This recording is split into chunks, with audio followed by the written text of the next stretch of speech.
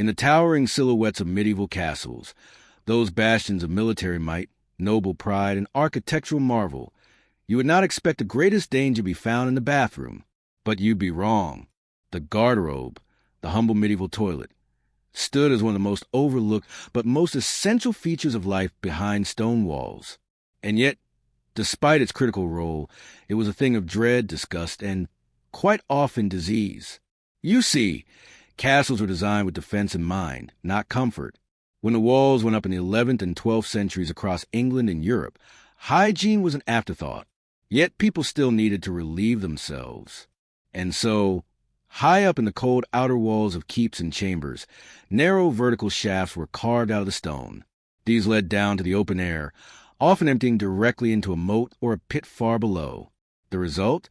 A precarious wooden bench with a hole in it, often without privacy, and frequently without a door, built directly above a chute of human waste. It stank, even when an attempt was made to manage the smell through rushes, herbs, or open-air vents. It was often to no avail. On warm days, the garderobe became unbearable. The unfortunate castle servants tasked with clearing out the waste, sometimes known as gong farmers, were considered among the lowest and most reviled workers in the estate. And still, this was progress. Earlier fortifications had no waste system at all. Chamber pots were dumped out of windows. Streets, moats, and sometimes even stairwells turned into rivers of filth. The introduction of the vertical garderobe shaft marked a technological leap in medieval sanitation, though you might hesitate to call it progress if you'd ever used one. Some garderobes had stone chutes angled just enough to keep the waste away from the castle foundations. Others emptied directly onto pathways. There are even accounts of enemies attempting to break into castles through the latrine shaft, and defenders pouring boiling liquids down them in response. What's more, the garderobe posed a unique vulnerability: disease. Long before germ theory was understood, castles were breeding grounds for dysentery, cholera, and other illnesses. The design of the garderobe, far from being a sanitary improvement, often funneled these problems directly into living quarters. Parasites thrived in the warm, damp wooden seats, while airborne bacteria could easily waft up into the very rooms the lords and ladies used to dine and sleep. Even worse was the infestation of vermin. Rats, fleas, and insects burrowed around the excrement piles below, crawling back up into clothing, bedding, and food stores. There's some evidence to suggest that entire castle populations were at times brought low not by siege or starvation, but by the bacteria thriving in their own waste. And yet, the garderobe was considered a point of pride. Wealthier castles sometimes had multiple toilets, one for guests, one for family, and one for servants. The location of the garderobe shaft could even be used strategically in castle design, hidden beneath a murder hole or placed above a defensible position, so that enemies trying to breach the wall would find themselves showered with more than arrows. These strange intersections of sanitation and warfare created odd problems. If the shaft opened directly into the moat, and the moat was full, flooding could push the waste back into the castle.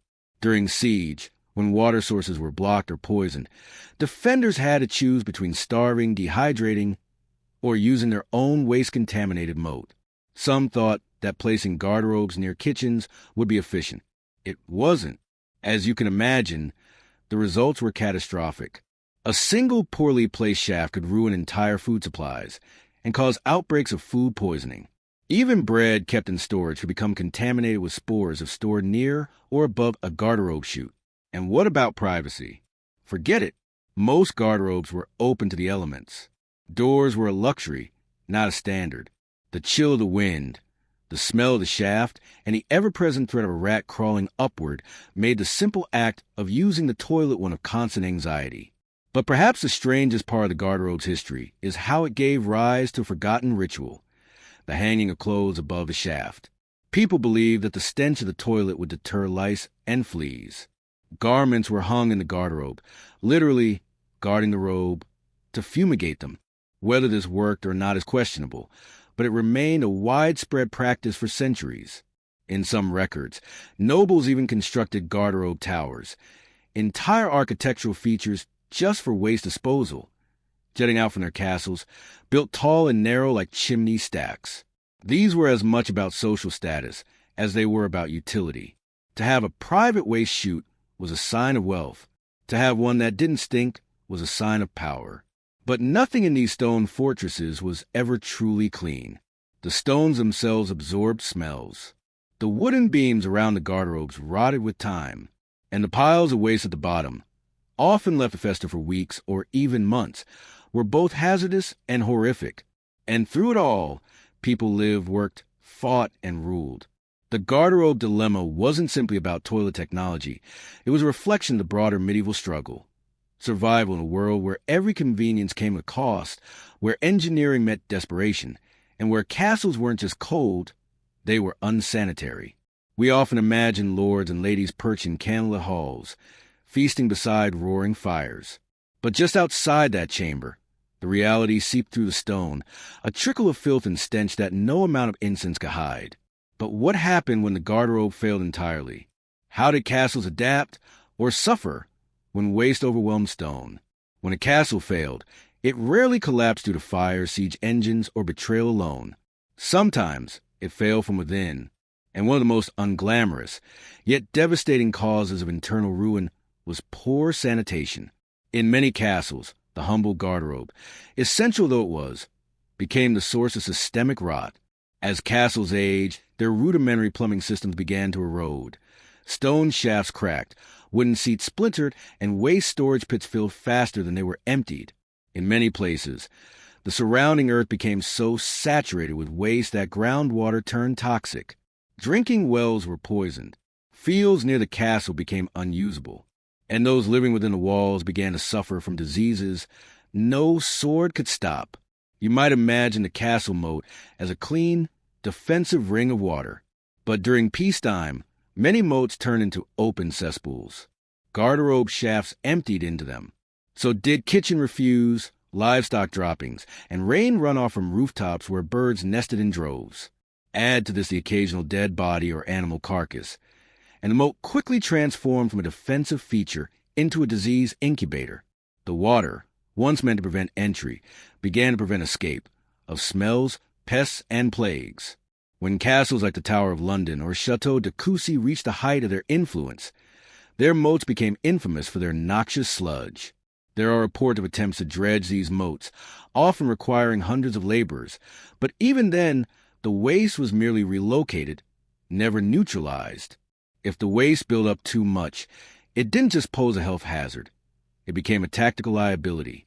In 1203, during the siege of Chateau Gallet in Normandy, the attacking French forces exploited the castle's sanitation system to gain entry.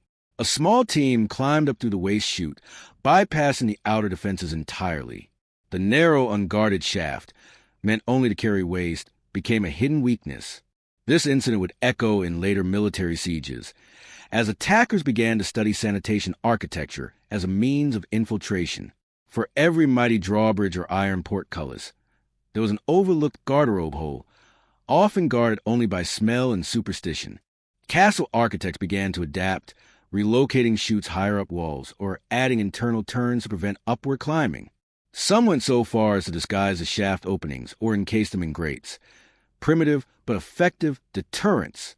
The unsung laborers of this world were the gong farmers, tasked with emptying the latrine pits, cesspools, and garderobe shafts. Their job was revolting but vital.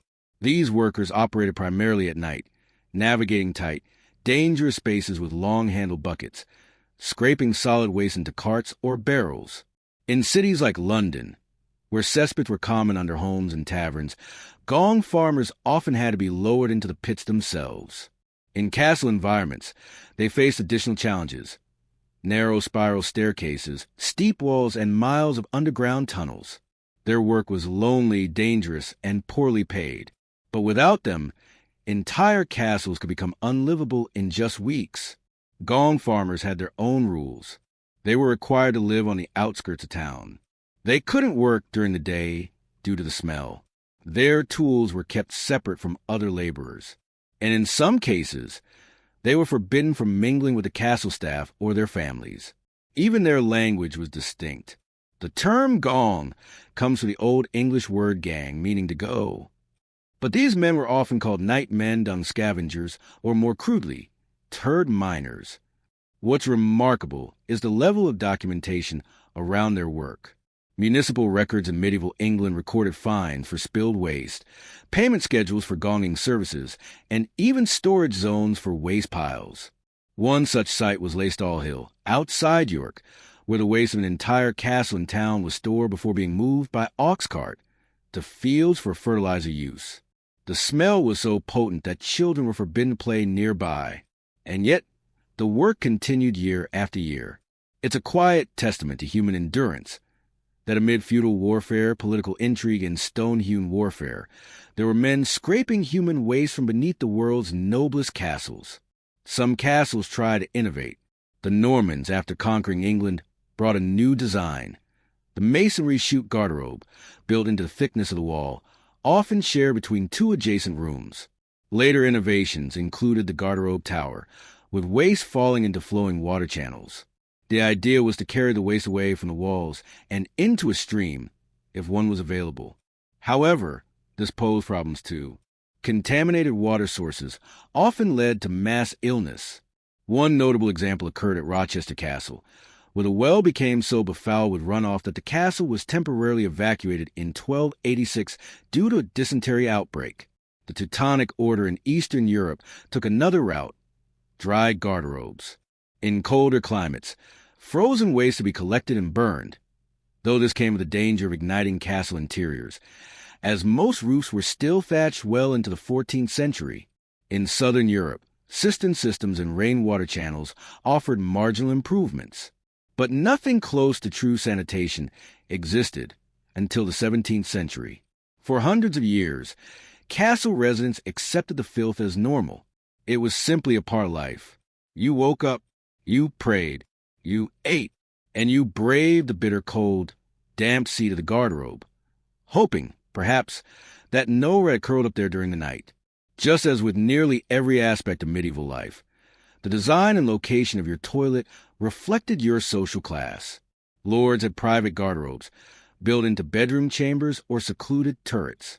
Their shafts were cleaned more regularly, perfumed with sweet-smelling herbs like lavender, and sometimes featured seats with lids. Yes, actual wooden covers to keep out drafts.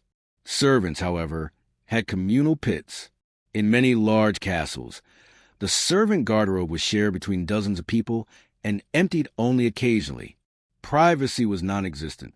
Disease spread rapidly, and worst of all, it often doubled as punishment. Some lords reportedly sent disobedient servants to clean the shaft with their bare hands as a disciplinary measure. Others locked prisoners in small cells near the waste pits.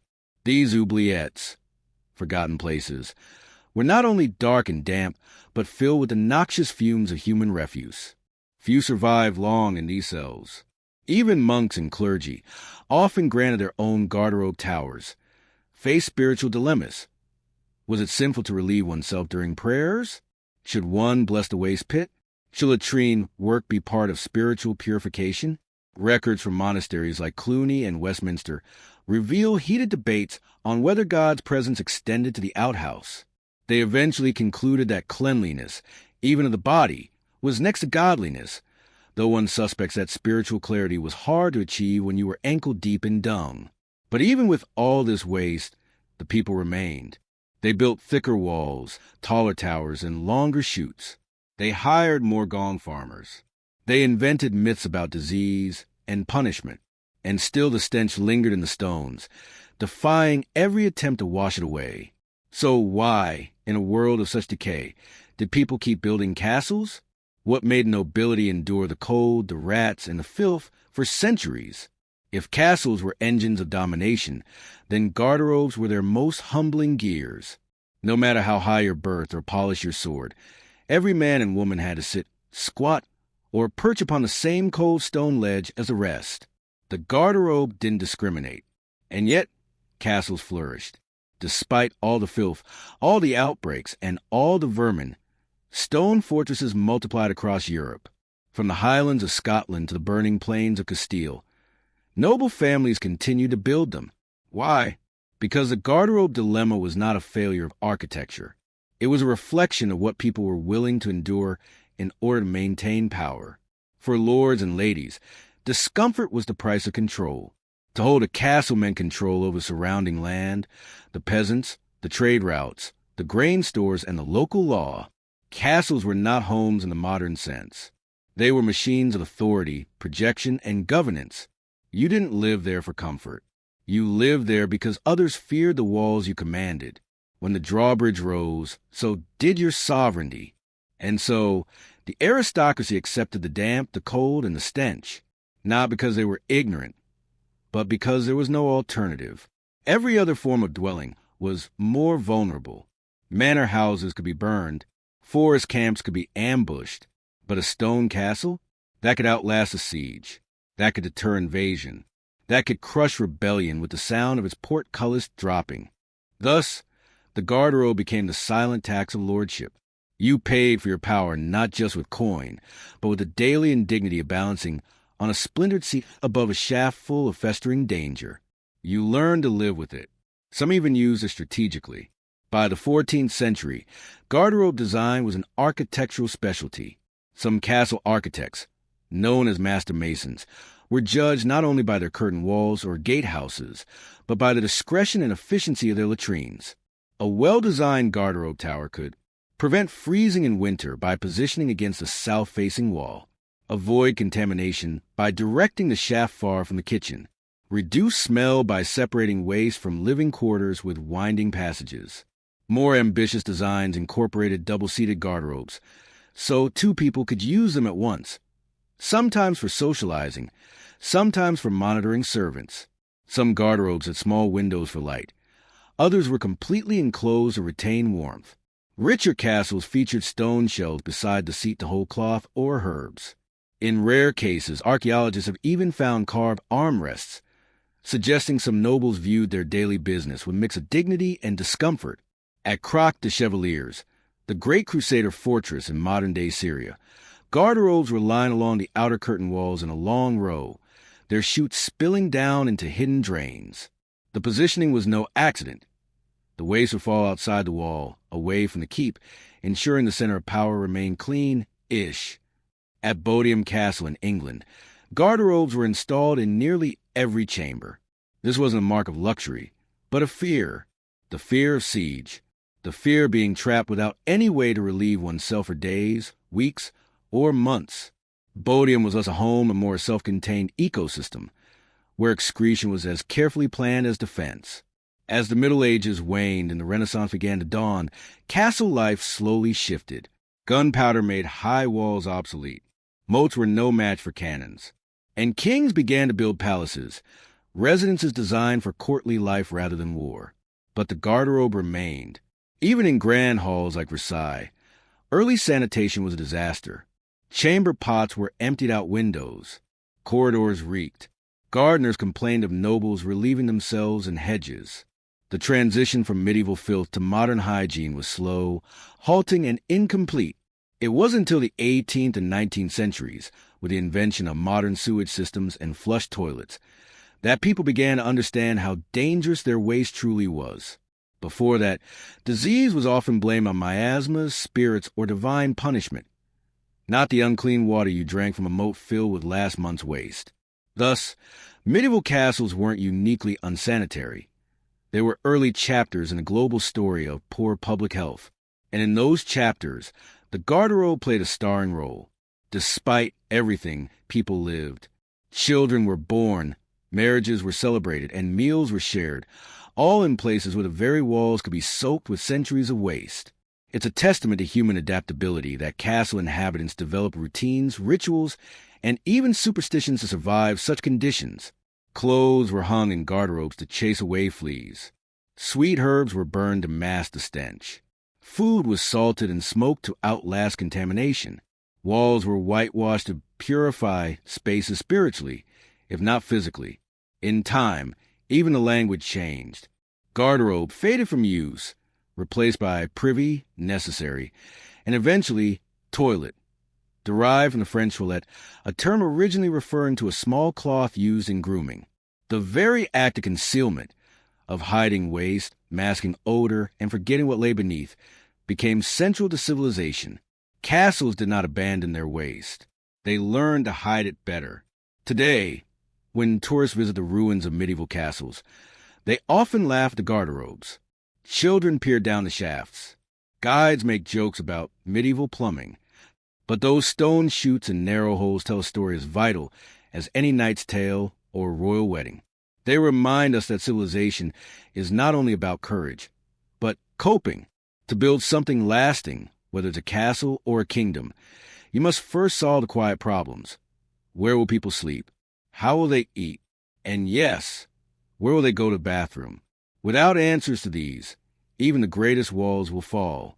So when you walk the cold stones of an ancient keep and see a hole carved in the corner of a tower, don't dismiss it as primitive. Understand it as pragmatic, a symbol of compromise, a lesson in what humans are willing to endure for safety, order, and rule. And perhaps that's the true legacy of the medieval garderobe, that in the shadow of grandeur, amid banners, battlements, and bloodlines, it was a simple act of relieving oneself, quietly, daily, and in terrible conditions, that kept history moving forward. Before the castle could rise, before the towers loomed and the walls repelled arrows, someone had to shape the first stone. That someone was the medieval mason. Their story is not of courtly life or battlefield glory, but of chisels, chalk lines, and broken backs. Without their hands, the Middle Ages would have no keeps, no cathedrals, no gates or groins or grottos. And yet, history rarely speaks their names. They were the architects of endurance, building fortresses that would outlive the lords who commissioned them. But their lives were far from noble. It began not in the castle yard, but in the quarry. The mason's days started before sunrise. By the flickering light of oil lamps or the early dawn, men descended into pits dug deep into chalk, limestone, or granite hillsides. There, they worked with mauls, wedges, and levers, dislodging massive blocks of stone with terrifying efficiency. These quarries were often muddy, dangerous places. One wrong cut could collapse a ledge or send a half-ton stone hurtling down. And yet, they were the birthplaces of castles. Each region had its own stone.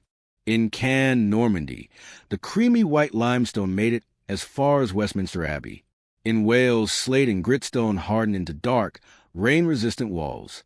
In northern England, sandstone served both fortresses and grave markers. Every stone told a story of origin, and every mason had to know its strengths, weaknesses, and secrets. Once quarried, the stone had to be shaped, dressed, before it could be laid. Dressed stones were smoother, lighter, easier to build with, but dressing meant hours of painstaking chisel work, guided only by chalk, twine, and muscle memory. The mason would squat beside his block, striking again and again with rhythmic patience. Dust settled into his hair, his lungs, his eyes. Some wore cloth masks soaked in water to filter the grit. Most didn't. Many went blind or developed chronic coughs. Some died without ever seeing their work finished. And still, the stones were lifted. As construction began, masons climbed. They scaled scaffolding, wooden frames lashed together with rope and hope, suspended dozens of feet in the air. There were no safety harnesses. A misplaced foot or a shifted beam and a broken limb or a broken neck. The tools were few: chisels, hammers, mallets, and iron-tipped plumb bobs. But with these alone, masons crafted complex curves, spiral staircases, parapets, and flying buttresses. Each stone had to be laid precisely. There was no concrete, only lime mortar, a mixture of lime, sand, and water. It dried slowly and had to be protected from rain and frost. If misapplied, the wall would crack or, worse, collapse. Masons lived with this pressure daily. Each course of stone bore the weight of the next. Each misalignment could spell disaster. Yet they worked methodically, silently, often chanting prayers or worked songs under their breath to keep time and calm their nerves. Even when castles were under siege, the masons continued. Repairs had to be made mid-attack. Archers fired from the parapets, while masons reinforced damaged towers with fresh stone or timber. They worked under fire, literally. In some cases, enemy attackers captured castle masons and forced them to repair their own walls. The ultimate humiliation. To be a mason was to be part of an ancient brotherhood, though not always an organized one. While guilds wouldn't fully formalize until the later Middle Ages, early masons passed down their skills through oral tradition. A young apprentice trained for 7 years under a master before he could lay stone unsupervised. Apprentices fetched tools, mixed mortar, and learned to read the wall, a skill more intuitive than technical. They studied the slight angle of each stone, how it bore weight, how it responded to weather. They learned which stones to use for foundations, which for arches, and which to avoid entirely. Once trained, a mason took an oath. This wasn't always a formal ceremony. Sometimes it was as simple as a spoken promise, a shared gesture, or a symbolic touch of tools. The oath bound them to their craft, to never sabotage a structure, to never reveal a master's design secrets, and to never abandon a wall mid-build. There were legends, too. Some masons believed that each wall had a spirit, that to build poorly was to invite ruin.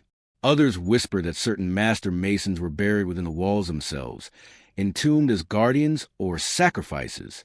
While such tales may be apocryphal, the reverence for stonework was real. A master mason was both engineer and artist, often second only to the Lord in importance during construction. Their sketches, done on wax tablets or parchment, were fiercely protected. Many couldn't write, but they could draw a rib vault from memory. The greatest compliment a mason could receive was that their walls stood level and true after a hard frost. You might imagine that masons lived in the castles they built. They didn't. They lived in wooden huts outside the walls, in camps often shared with other laborers, carpenters, blacksmiths, mortar mixers, rope makers, and haulers. These camps were noisy, muddy, and stank of sweat and lime. In winter, the wind cut to the canvas like a knife. In summer, flies swarmed the waste pits. Wages were inconsistent. Some masons were paid in coin, others in food, ale, or even scraps of old clothing. Skilled masons could earn more, but injuries were common, and there were no pensions. A fall from the scaffolding meant death or disfigurement, and your family might be left to beg for bread. And yet, masons kept building. Why? Because in a world ruled by lords and kings, a mason could leave something behind. Even today, if you walk the ruined halls of castles like Conwy or Chateau de Vincennes, you may find strange symbols etched into the stones. Simple carvings like circles, lines, or animal marks. These weren't decorative. They were masons' marks, a way to track who laid which stone for accountability and payment. In that way, even unnamed masons left their mark on history, literally embedded in the architecture. But what happens when a wall fails? What happens when the stones you place betray you? Every stone laid in a medieval castle bore weight, not just of the stones above it, but of trust. The mason who said it did so with faith in his skill, his tools, and the strength of the stone itself. But not all walls held. When a castle wall collapsed, it wasn't just rubble that fell. It was the illusion of permanence. And often, it was the mason who paid the price. Let's begin with what went wrong. Castle construction was rarely a straight path. Poor planning, rushed timelines, or the pressure of war often forced compromises. A foundation laid in soft soil or built atop a filled-in ditch could shift disastrously over time. Without modern surveying tools, a slight misjudgment could mean that a 12-foot thick wall will begin to lean after only a few winters. When this happened, masons were usually the ones blamed, even if the real culprit was a greedy lord who demanded speed over care, or a supply master who delivered inferior stone. The problem was compounded by the weather. Mortar, made from lime, water, and sand, took weeks to properly cure. If construction continued too quickly, stones above would settle unevenly. A particularly cold night could freeze the mortar and cause microfractures that would later expand, splitting the wall from within. This led to a phenomenon that masons feared: the silent crack, a fracture that made no sound at first, but slowly widened over weeks or months. Sometimes, masons would press their ears to the wall, listening for the subtle creak of failure. And when the crack finally gave way, death followed. Scaffolding snapped. Stones tumbled. Workers fell. Some were buried alive beneath the very walls they had built. One of the most infamous failures occurred in 1289 at the construction site of Beaumaris Castle in Wales. Begun under the orders of King Edward I, the project demanded rapid construction using both imported and local labor. The ambitious circular curtain walls were rushed before the foundations had fully settled. By the second winter, entire sections of the outer wall began to buckle under the weight of the turrets. A collapse injured dozens of masons and laborers. Several died. Blame fell on the master mason, a man named James of St. George, though modern historians now recognize that he was operating under impossible demands and limited materials. Still, in his own time, his reputation suffered. He was reassigned to a lesser role, and younger masons took his place. These failures were not just professional, they were moral judgments. In an age where craftsmanship was tied to honor and divine order, a fallen wall was seen not just as a technical mistake, but as a spiritual flaw. Some lords claimed that the walls collapsed because of sin among the workers. Others blamed local witches or curse stones.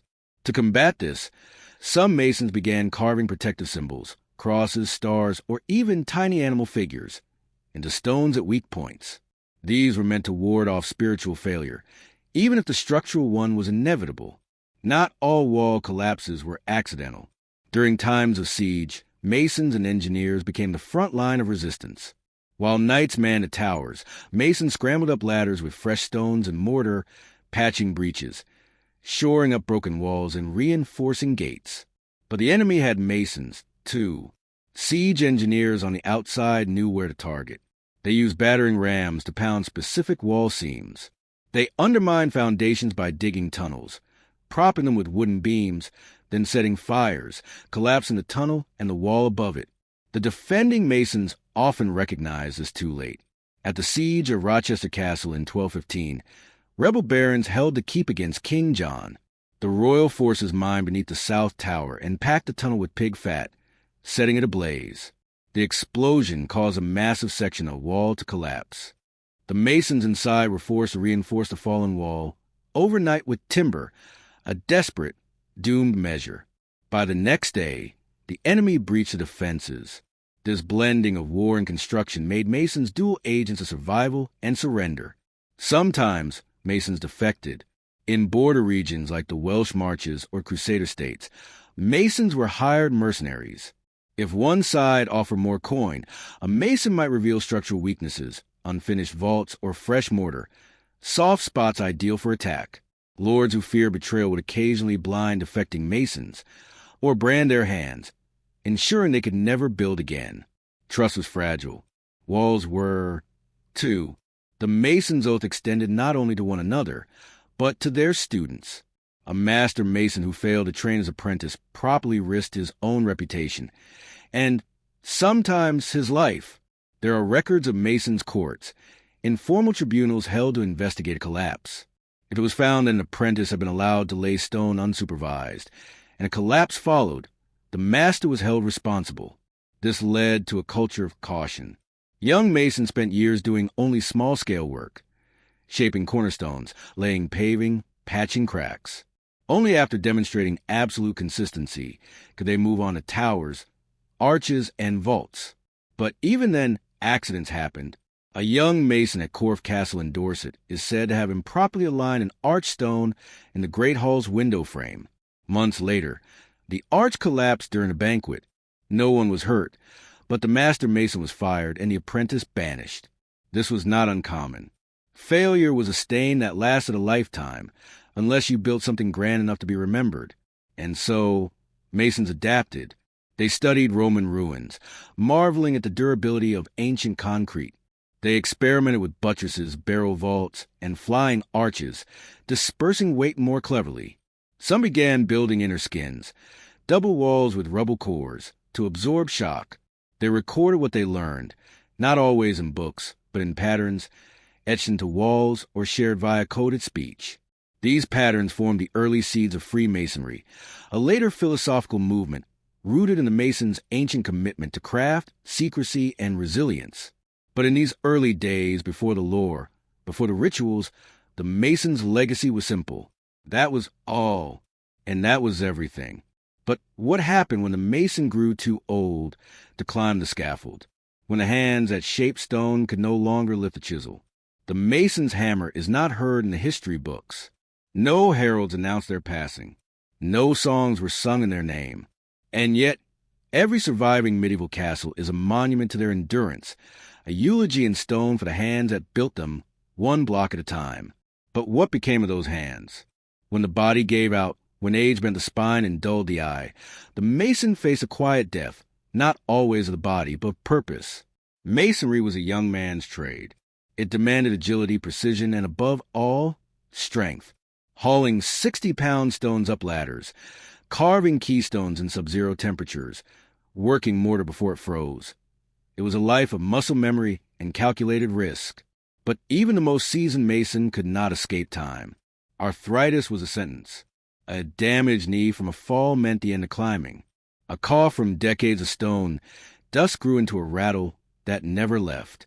There were no pensions, no retirement plans, and for many, no savings.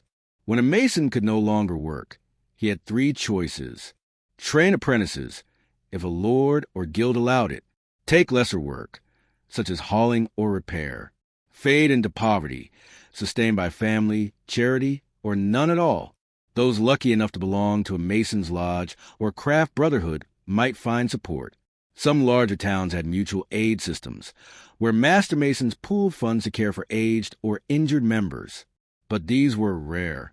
In rural areas, the old mason often returned to the village he came from, if he had one. Sometimes, lords rewarded faithful service with a patch of land or a coin pension, but this was exceptional, not standard. One such example is found in the records of Durham Cathedral, where an aged stonemason named Aldwine received a yearly gift of 2 loaves, 1 dried fish, and a flagon of ale in recognition of 35 years of service. It was enough to survive, but not to live. Some refused to stop working. Even after injury or age forced them down from the scaffold, they became yard masters, overseeing apprentices and ensuring the walls remained true. They worked not with their hands, but with their eyes, reading stones the way a monk reads scripture. These elder masons, known as lodgemen or overseers, were respected figures. They knew which stones to reject, which cracks foretold collapse, which corners needed shoring before winter came. They carried a lifetime of intuition, lessons bought with blood, sweat, and sometimes the lives of others. In time, many recorded their wisdom, not in books, but in design marks and secret systems. They created coded symbols etched into walls and plans. These were not merely decorative. They indicated load-bearing points, joinery strategies, and structural alignments. Later, these systems would inspire Freemasonry, a brotherhood built not only on symbols and secrets, but on the real traditions of master builders. But before it was myth, it was method. As castles fell out of use, either from military obsolescence or royal disinterest, many became quarries in reverse. Stones were removed, not added. Arches were pulled down. Gatehouses dismantled. The hands that had once built now watched their work undone by others, stone by stone. Some masons were paid to deconstruct what they had once constructed. At Kenilworth Castle, parts of the curtain wall were sold as building material for local homes. The masons who had raised the great towers now knocked holes in them to create access points for ox carts. There was no poetry in this, only practicality. A wall unused is wasted space. A stone on the ground is worth less than one in a new chimney. For the mason, it was a bitter irony to build for eternity, only to see your work repurposed for pig pens and stables. And yet, some structures endured. Some castles remained intact, their stones holding true century after century. These were the true legacy of the mason, not in name, not in wealth, but in resilience. Their craft outlived them. Today, those walls stand battered but upright, and in the quiet corners, beneath spiral staircases or behind arrow slits, you can still find the marks they left.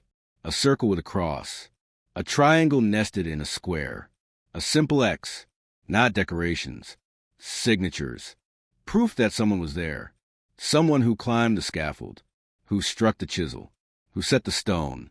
And perhaps that's the quiet nobility of the mason's life. They did not build for fame. They built for function, for shelter, for defense. And in doing so, they left behind the bones of history. When we speak of castles, we often mention kings and queens, battles and betrayals. But none of it would matter without the stone. And none of the stone would matter without the mason. So next time you walk through a castle ruin and run your hand along the wall, remember this. That wall is standing because a nameless man 800 years ago made a promise and kept it When you imagine a medieval siege, you might picture a clash of catapults, ladders storming walls, boiling oil pouring down. But more often, siege warfare was far less cinematic and far more boring. There were no battles, no charges, no heroics, just silence and waiting for those inside a besieged castle. Hunger was the enemy that arrived long before the enemy's battering ram. It crept in slowly, quietly, turning soldiers into skeletons, nobles into beggars, and kitchens into fields of despair. The siege was not a sword. It was a slow knife, and hunger was its blade. A typical medieval castle was built for defense. High walls, narrow gates, towers, drawbridges, murder holes. But its most vulnerable weakness was always the food supply. Most castles were stocked with enough grain and salted meat to last several months, perhaps a year in wealthy fortresses. But once the enemy arrived and cut off trade, supply routes, and access to nearby fields, the clock began ticking. A siege could last weeks, months, even years. Take the case of Kenilworth Castle in 1266. Defenders held out for 6 months, resisting a royal army by rationing food down to the ounce. Every horse, sheep, and pig was eventually consumed. Dogs came next. Cats followed. Even rats became scarce. The besiegers had time on their side. While the defenders starved inside stone walls, the attackers camped beyond bowshot, building siege engines, digging trenches, and waiting for bellies to empty, waiting for desperation to bloom. At the beginning of a siege, the castle kitchen ran like clockwork. Cooks portioned out bread, cheese, and dried beans. Barrels of salted herring and smoked pork lined the cellar. Large pots simmered with pottage. Thick vegetable stew flavored with herbs and bone scraps. Servants measured flour. Butchers rationed meat. Wine was watered down. But over time, menus changed. The pigs went first, easy to slaughter and preserve. Then the sheep and goats, milk turned to cheese, bones to broth. Next came the horses, prized for war, but now needed for survival. Eventually, even the leather straps from saddles and armor were boiled to soften them into chewable strips. Candle wax, made from animal fat, was shaved off and eaten by those too weak to protest. Nettles and roots were gathered from within the castle gardens, if they hadn't been trampled by soldiers or the livestock that once fed them. Children received the last rations. The elderly often volunteered to eat less, or nothing at all. In larger castles, records were kept of ration levels. One surviving account from the siege of Rochester, 1215, notes daily reductions in grain by the ounce. Bread once baked fresh was now stale, then molded, then absent altogether. And still the siege continued. As hunger deepened, discipline unraveled, soldiers grew irritable. Guards fell asleep at their posts. Fights broke out in line for soup bowls. Some castle garrisons tried to maintain morale by hosting mock feasts, where soldiers sat at empty tables and pretended to eat, singing old tavern songs through gritted teeth. Lords gave speeches promising relief. Chaplains led prayers for mercy. But behind closed doors, the noble council began counting days, calculating when they would be forced to surrender or starve. A few castles attempted foraging raids, sending small parties out at night to steal crops or livestock from nearby villages. These were dangerous and often fatal. If caught, the foragers were tortured as thieves. If successful, they returned with sacks of turnips and roots. Small victories in a war measured in calories. In some sieges, no battle was ever fought. Chateau Gallard, once considered impregnable, fell in 1204 without a major assault. The besiegers simply cut off supplies and waited. The defenders, despite the strength of their walls, were reduced to eating anything organic. When the food ran out, they expelled the useless mouths, civilians, children, the sick, to preserve resources. The attackers refused to let them pass. Trapped between the outer wall and enemy lines, hundreds starved to death in the moat. It was cruelty by design. The defenders soon followed. This tactic, draining the body before spilling blood, was common. It broke morale faster than any siege engine. The body of a hungry man becomes unreliable. He cannot stand watch. He cannot aim a bow. He cannot wield a sword. He can barely lift his head.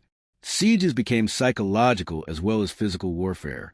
The enemy became an omnipresent hunger, gnawing at your strength, your reason, your hope. Surrender often came not by breach, but by bargain. A desperate lord might send a parley to the besieger, offering the keys to the gate in exchange for mercy. Food, water, survival. Some were granted clemency. Others were executed. Their garrisons punished for resisting too long. The fate of the castle often depended on politics, not valor. Sometimes, word would arrive that relief was coming. A friendly army, a change in allegiance, a shift in the war, and hope would return. Fires would be lit. Rations would be stretched just a little further. But more often, no help came. And as the last barrel was scraped, the last rat caught, the final fire would burn, the defenders opened the gates. But what of those who didn't surrender? What happened to castles that chose to hold out? To the bitter, starving end. There's a point during hunger, not just discomfort or growling bellies, but true starvation, where the body begins to consume itself. In a besieged castle, that moment came slowly. Then all at once, as the days dragged on, food became less than nourishment. It became currency, power, salvation, and finally myth.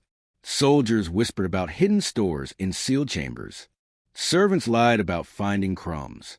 Nobles began to suspect one another of hoarding. The kitchen became a place not of sustenance, but of accusation. And all the while, the body began to change. In the early weeks, hunger was manageable. People grew thinner, weaker, irritable. Muscles ached. Wounds healed slower. But the body still burned glycogen and fat. By the second month of a true siege, long after the last livestock was butchered, fat reserves were gone. The body entered protein catabolism, breaking down muscle to stay alive. This is when starvation became fatal. Teeth loosened, vision blurred. Old injuries ached as bone marrow was reabsorbed. Legs swelled with edema, a cruel sign of malnutrition. Hair fell out. Men and women once proud of their station began crawling, begging, sobbing for scraps. The young perished first, then the elderly, then the healthy. The strong lasted longest, until they didn't. And yet the gate stayed closed. Inside the castle, hope was a final ration. It was measured and distributed just like food. As long as hope endured, starvation could be endured too. But hope, like grain, eventually ran out. History offers no shortage of disturbing accounts from long sieges, many documented by monks, travelers, or survivors. And they all point to one thing. In the face of prolonged hunger, people lose the rules that separate them from animals. At the siege of Jerusalem in 1099, chroniclers reported mothers boiling their infants out of desperation. During the Great Famine of 1315, which overlapped with numerous regional sieges, there were accounts of cannibalism not as legend, but as fact. In the siege of Sancerre 1572-73, Protestant defenders resorted to eating leather, rats, and even cemetery bones after 8 months. These were not monstrous people. They were ordinary humans, trapped in extraordinary conditions. Medieval siege chroniclers rarely lingered on these horrors. The act of cannibalism was described in passing, often followed by a prayer, a condemnation, or silence. But the records are clear. It happened, and not just once. It happened enough that it became expected. By the third month of a siege, bodies were buried in secret, not for dignity, but to keep others from finding them. The line between mourning and hunger blurred. The nobility suffered too, but differently. Their bodies grew thin, but they still ate better than the commoners. A castle lord would ration food with the survival of the chain of command in mind. Officers received more than footmen. Cooks received more than cleaners. The logic was brutal. You fed those who kept order, but order cracked. In the siege of Rouen, 1418 to 1419, the city's governor secretly kept a reserve of meat and wine while the people starved. When the store was discovered, the enraged citizens rioted, forcing him to surrender the city early to save his own life. At Château de Montségur, 1244, defenders hiding a heretical sect held out for months. When the garrison began to starve, some of the lords attempted escape, abandoning their soldiers to face the consequences. They were caught, tried, and burned for treason. Sieges were a great equalizer. Yes, but they also revealed the rot beneath noble titles. In hunger, rank meant nothing if you were too weak to stand. And yet, some lords remained steadfast. They ate last. They fasted with their men. They resisted until the gates were breached and died fighting. These became legends. Most did not. Perhaps the cruelest part of siege starvation was not the hunger, but the interrupted relief. There are many accounts of castles receiving messages promising help. Relief is coming. Hold out 2 more weeks. King's army is en route. The promise sparked frenzied survival. Rations were halved. Spirits lifted. Guards doubled their shifts. Soldiers sang again. But if that promise failed, if the reinforcements never arrived, it broke the garrison's spirit completely. Some would surrender immediately. Others would choose death.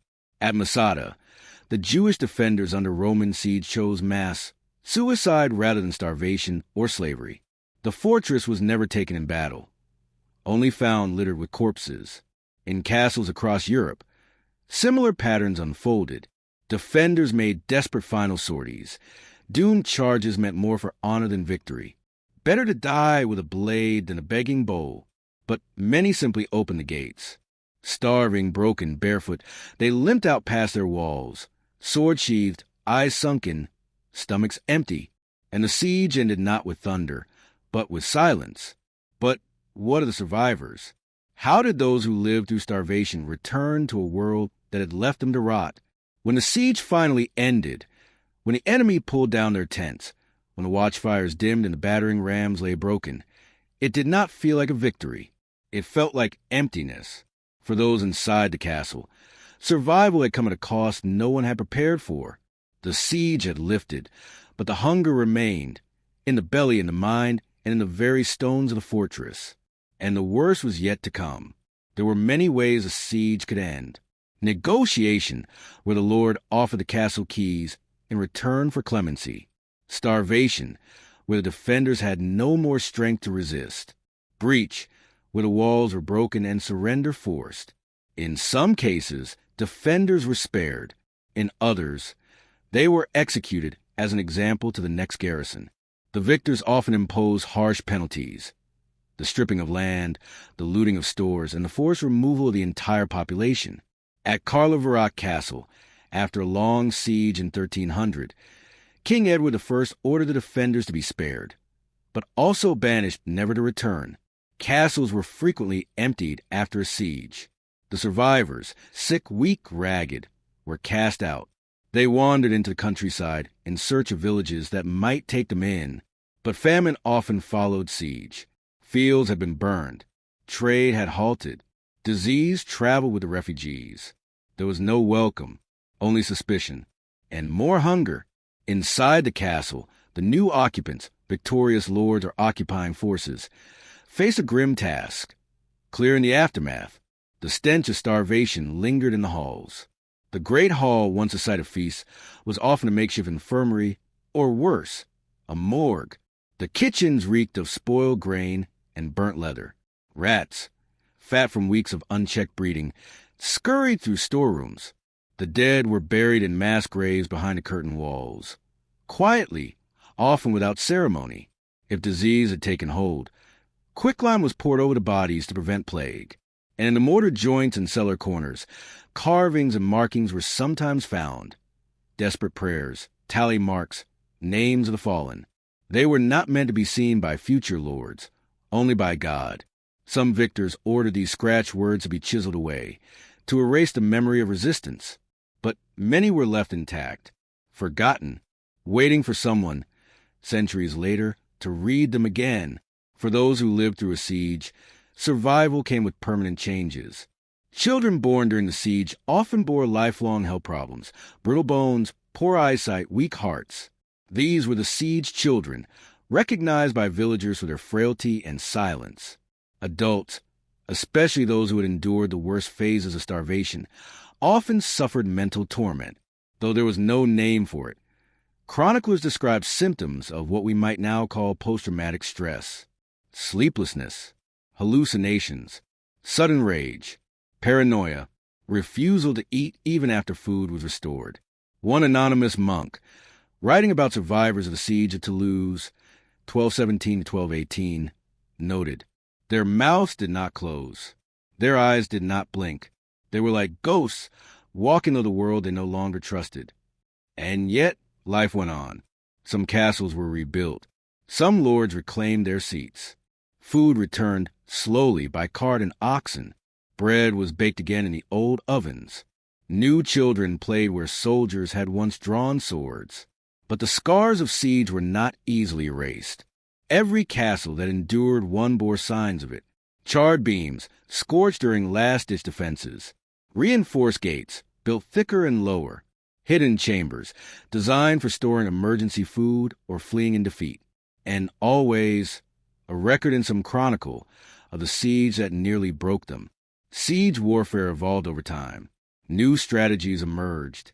Gunpowder made walls less relevant. But the core principle, hunger as a weapon, remained powerful for centuries. It was used not because it was efficient, but because it was cheap. No army needed to storm a wall if time and hunger would do the work. No sword could cause as much damage as an empty stomach. And so, throughout the medieval world, hunger remained the silent general, undefeated, unchallenged, and always waiting. We remember the sieges for their walls, for their battles, for the flags that changed hands.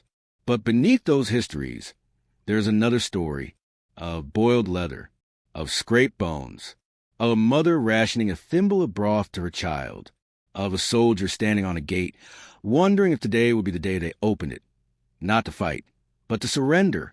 Some wars end in thunder. Sieges end in silence. A silence so deep it echoes through centuries. For every noble who ruled from the ramparts, for every knight who dined in the hall or fought on the battlements, there were dozens, sometimes hundreds, who lived and died in service. They had no titles, no armor, no say. They scrubbed the floors, emptied the waste, stirred the pots, mucked the stalls, and slept in corners where the wind never quite stopped whistling. They were the castle servants, and in many cases, slaves, the invisible machinery behind the grandeur of medieval power. We remember the lords, but it was the forgotten keepers who kept the castle alive. Most castle servants lived in darkness, figuratively and literally. Their quarters were windowless rooms beneath the great hall, inside the outer walls, or tucked under stairwells. They shared space with rats, stored firewood, or sacks of barley. Beds were rare. Straw pallets more common. They woke before dawn, not at prayers or breakfast, but at orders. By the time the Lord rose, the fires were already lit, the water hauled from the well, the clothes laid out, and the latrines cleaned. In winter, this meant breaking through ice with bare hands. In summer, it meant sweating through wool tunics soaked with steam and soot. Their work was constant, their rest conditional, their names rarely recorded. Servants were assigned, not chosen. Many were born into servitude, children of other servants or peasants who owed service through feudal obligation. Others were debt-bound laborers, given to the castle in exchange for land protection or tax relief. Some were even taken by force, prisoners, orphans, or children sold by desperate parents. In the harshest castles, they were indistinguishable from slaves. And yet, their hands touched every part of the noble's world. Not all servants were equal. Even in the shadows, there was a hierarchy. At the top was the steward, a middle manager of sorts. He was literate, respected, and trusted with overseeing the estate's logistics. He managed accounts, supervised lower staff, and ensured the Lord's wishes were obeyed. Below him, a branching tree of specialized roles. Chamberlain, in charge of personal quarters, clothing, and the Lord's comfort. Cook and kitchen staff, responsible for feeding hundreds, often working in hellish heat and chaos. Scullions, the lowest rank in the kitchen, washing pots, hauling water, cleaning refuse. Stable hands, managing horses, cleaning stalls, saddling steeds, often sleeping beside the animals.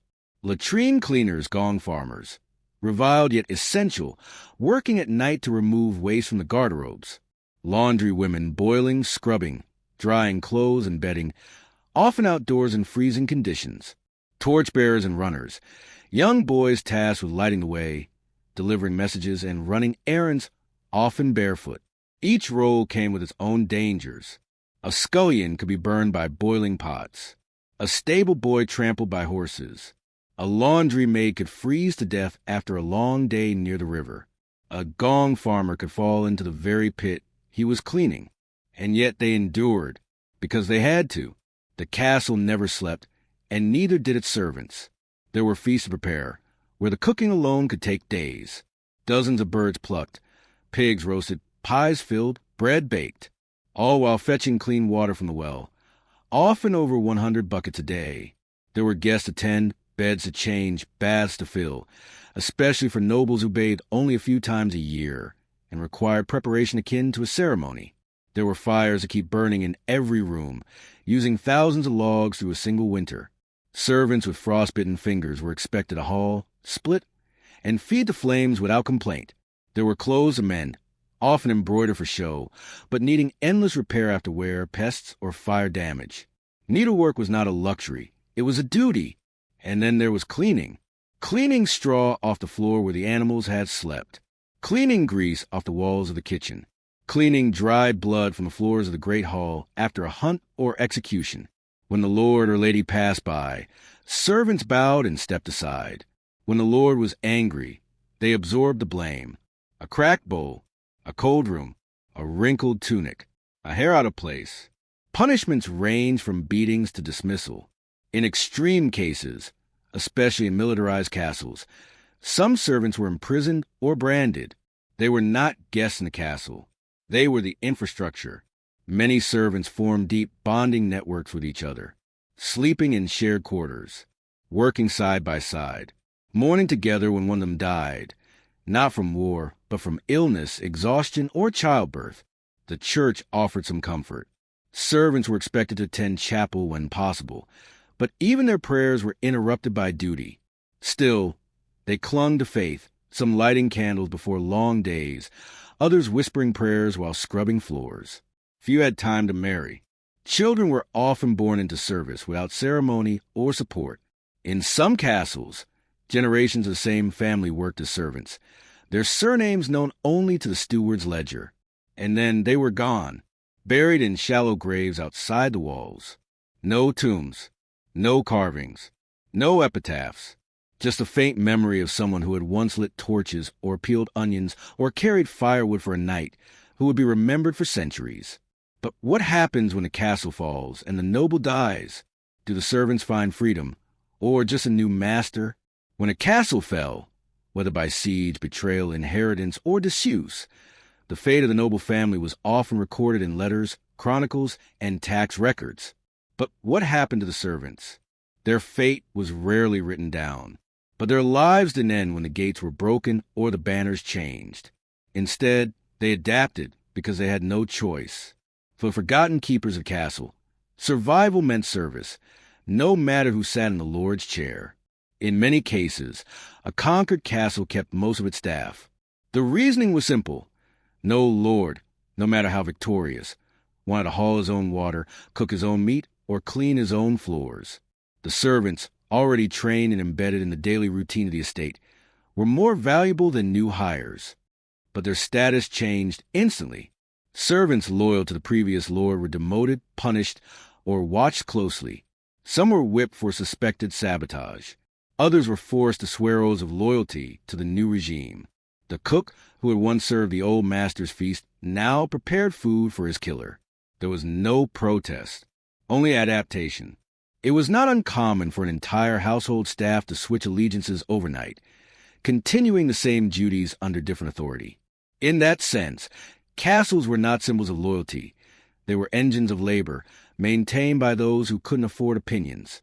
The servants didn't have the luxury of politics. Their job was to survive. In the early medieval period, particularly in regions influenced by Viking, Islamic, or Byzantine traditions, slavery was a feature of many castles. These slaves were often prisoners of war, captured peasants, or purchased through trade networks. They were not paid, not protected, and could be sold or killed at the owner's whim. However, over time, especially in Western Europe, chattel slavery declined, replaced by serfdom, bonded labor, or lifelong service. But the change was more legal than practical. A bonded servant still couldn't leave. A serf could still be punished like property. The language softened, but the reality remained hard. Some servants were technically free, earning a wage measured in bread, ale, and occasional coin, but they lived in such dependence on the castle that leaving it meant starvation or exposure. Even into the 15th century, servants would be punished by law for desertion, theft, or speaking out against their masters. A female servant accused of disobedience might be locked in an oubliette. A boy caught stealing apples from the Lord's orchard could have his hand branded. The system of servitude was designed not for upward mobility, but for containment, and yet some escaped. In rare cases, servants fled their castles, slipping away at night, using knowledge of tunnels or secret paths they had cleaned or repaired themselves. Medieval law stated that a serf will remain unclaimed in the city for a year and a day became free. This was known as town air makes free. Some servants dreamed of reaching such towns, York, London, Paris, Cologne, where anonymity could be bought with silence. Others found safety in monasteries, joining religious orders as lay brothers or sisters, exchanging one form of service for another, and a few were freed. Occasionally, a grateful lord would grant manumission, a written declaration of freedom, to a loyal servant. These documents were rare and often given late in life, more as moral display than practical gesture. Still, to be named in such a charter was to be remembered, if only for a moment. Most were not so fortunate.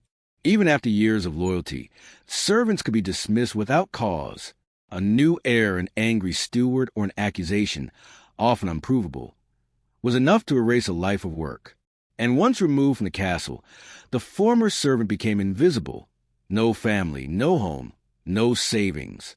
In that sense, the castle owned them, even after they left its walls. During wartime, servants often served double duty. Male servants were conscripted as foot soldiers, pressed into garrison defense or supply lines. Their training was minimal, their armor non-existent. A kitchen boy could find himself manning a wall with a rusted spear. A stable hand might be handed a bow he had never drawn. Female servants were tasked with nursing the wounded, preparing battlefield rations, or handling the dead. Some were assaulted. Others went missing entirely. In many siege records, losses are recorded only for soldiers and nobles. The dozens of nameless workers killed in fire, famine, or swordplay went unmentioned. And yet, they were there, hauling stones, tending the sick, lighting fires under cauldrons of pitch. History records the fall of castles, but not the servants buried beneath them. And still, some servants stayed, even after their castle was ruined and their master dead. Why? What was it that tied them to a place that gave them nothing but work? When a castle fell, most people left. The soldiers were killed, captured, or reassigned. The nobles fled, were executed, or ransomed. Traders, visitors, scribes, they all moved on. But not everyone did. Some servants stayed behind, not because they were ordered to, not because they were paid, but because they had nowhere else to go. For them, the castle was not just a place of labor. It was home. After generations of service, some families were so deeply rooted in the castle that they became part of its structure, just like its beams, stones, and stairwells. They had names carved into the underside of rafters, marks scratched into cellar walls, dates etched behind tapestries. They knew every creaking floorboard, every icy draft, every window that jammed in winter. And when the lords were gone, they remained as caretakers, as squatters, as ghosts of life that had ended without ceremony. At Chateau de Fougères, when the garrison abandoned a fortress in the early 15th century, a group of elderly servants stayed behind. They lived in a crumbling wing of the outer wall, growing vegetables in the former tilt yard and bartering with travelers. Eventually, the castle was reoccupied, and they were absorbed into the new household, treated as relics of a forgotten regime. Some servants stayed not out of loyalty to a lord, but to each other, in their quiet, shared routines, stoking fires, hauling water, tending the goats. They found a form of community. Even after hierarchy had vanished, they became the memory of the castle. For archaeologists, the remains of servants are the hardest to trace. Nobles left tombs. Knights left armor. Clergy left books. But servants? They left behind bone-handled knives, broken combs, cooking pots, hearths, callous tools. In excavated castles like Whittington or Ludlow, layers of ash and food waste tell silent stories. Communal cooking, reused materials, floor scrapings a hint at desperate times. In one site, an iron key was found buried alongside a small pouch of dried herbs, likely rosemary and sage. A charm? A recipe? A keepsake? We'll never know. Written records, when they exist, are sparse and dry. Paid 3D to the boy who carried messages. 1D for Scullion's injury. Dismissed laundress for tardiness. But in these fragments, a picture emerges. A child working at 8. A cook with burned hands. A washerwoman who fell ill and was replaced. Even the castle ghost stories, those whispered tales of moaning halls and footsteps at night, are more often about servants than nobles.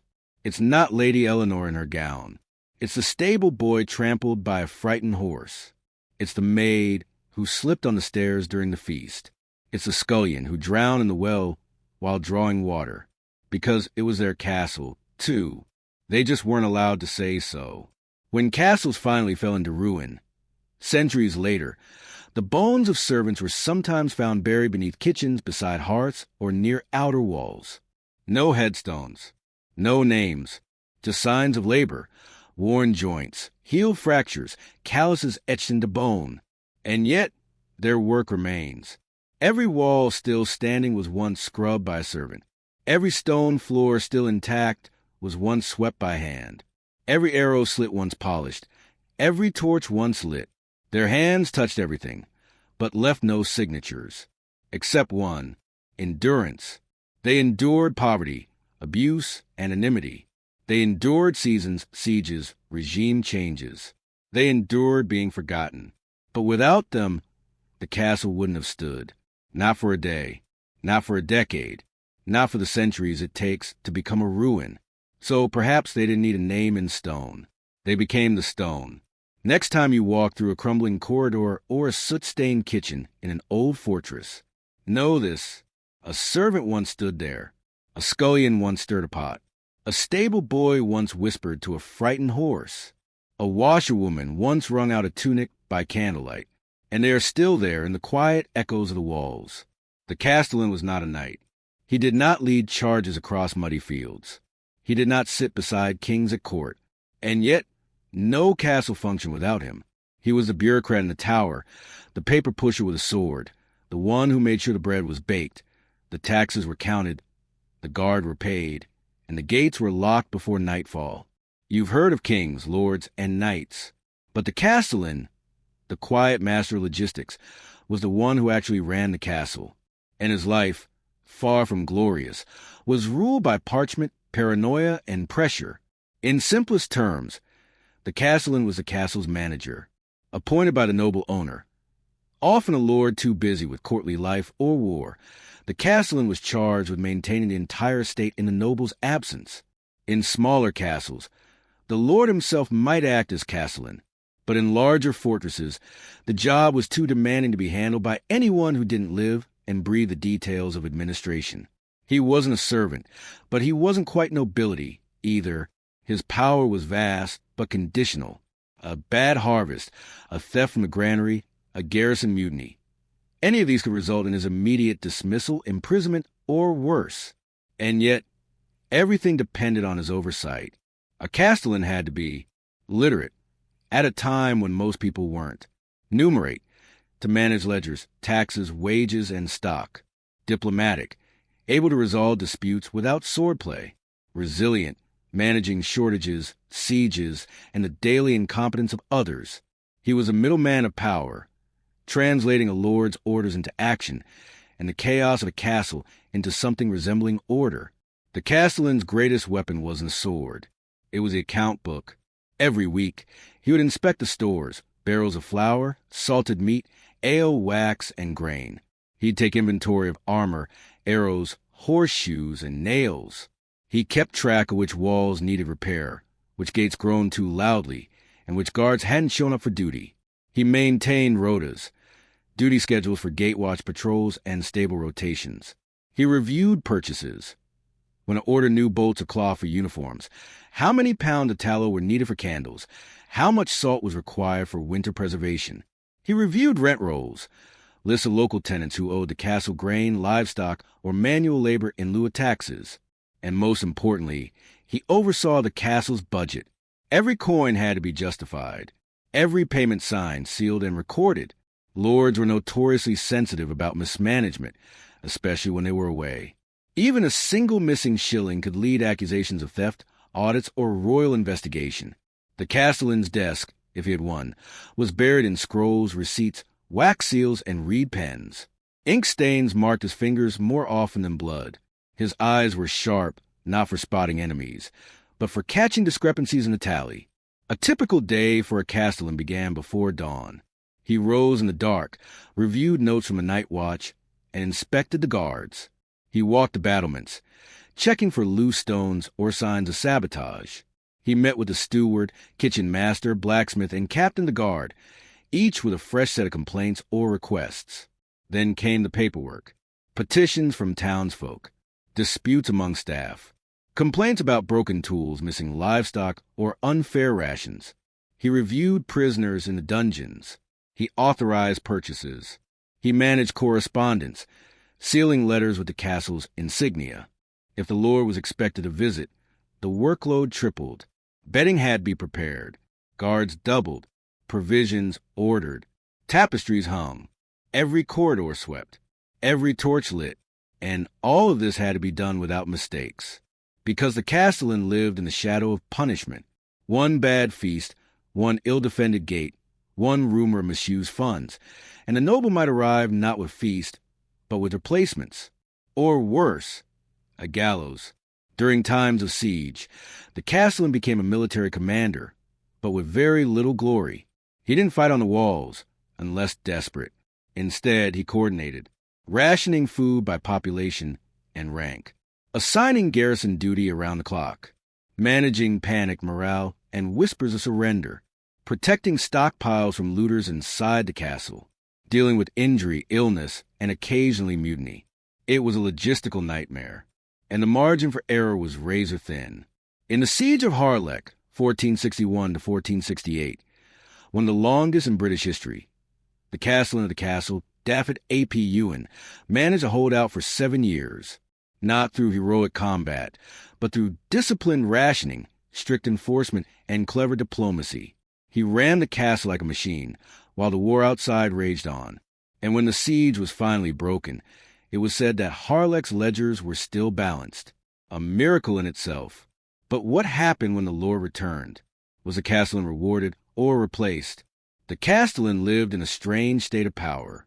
He ruled the castle in the lord's absence, wielding near total control over men, materials, and schedules. But that power was always borrowed, loaned, not owned. And when the lord returned, everything changed. The torches had to burn brighter. The walls had to look stronger. And the castellan had to stand straighter, ready to answer for every coin spent, every decision made. Because when the true master of the castle crossed the drawbridge again, the castellan's authority was not reaffirmed. It was audited. The lord's return was not a celebration. It was an examination. Within hours of arrival, the lord would summon the castellan for a formal report, not just on military matters, but on everything: grain levels, weapon stocks, guard rotations, prisoners held, rents collected, servants hired or punished, disputes resolved or unresolved. The castellan would bring records, rolled scrolls, ledger books, sealed tallies, each stamped with the castle's wax insignia. He would be questioned on missing tools, dwindling supplies, overused firewood, or an unexplained deficit in the ale stock. If things were in order, he might be praised lightly. If not, there were consequences. Dismissal was common. Public scolding, a warning to others. In rare cases, particularly where theft or incompetence was suspected, he could be imprisoned in the very dungeons he managed. One 13th century record from Caerphilly Castle details a castellan executed for mischief of grain and unjust payment to carpenters. His name is not remembered, but his punishment was a warning etched into the laws of local stewardship. A lord's mood mattered more than any book. Some were fair, recognizing the challenges of administration. Others were volatile, punishing Castellan missteps more harshly than battlefield failure. The burden was not simply management. It was surviving the politics of return.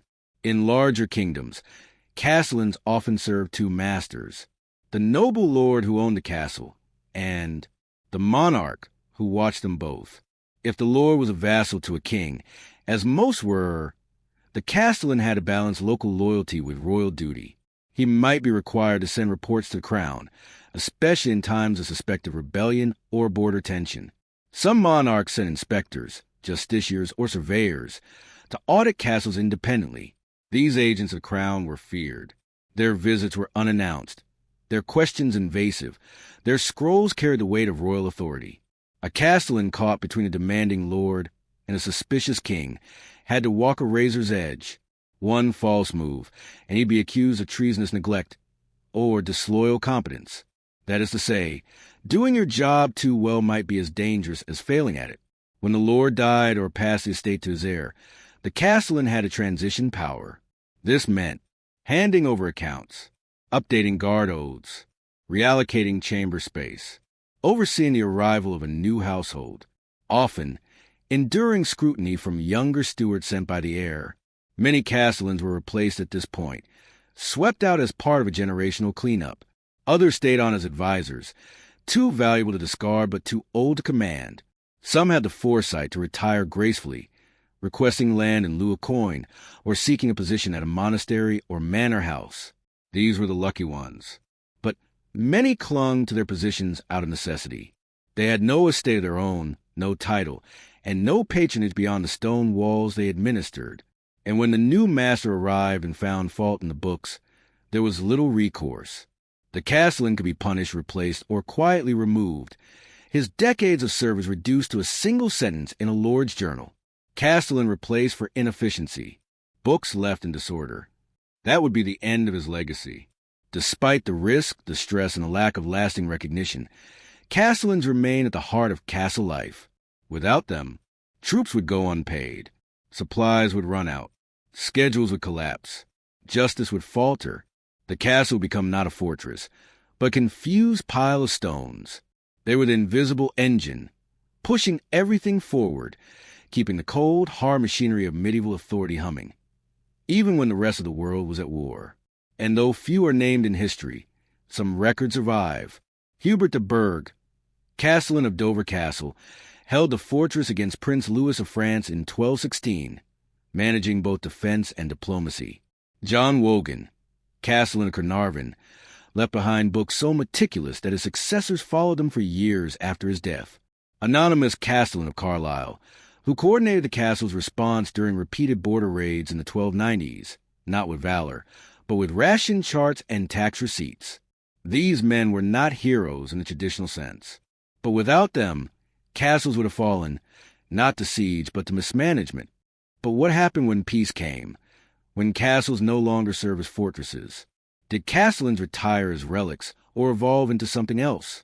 The world does not change all at once. It changes slowly, quietly, like moss growing on stone. And so it was with castles. They were not demolished in a single day. They were not decommissioned by royal decree. They simply began to matter less, and those who ran them, the Castellans, found themselves slowly forgotten.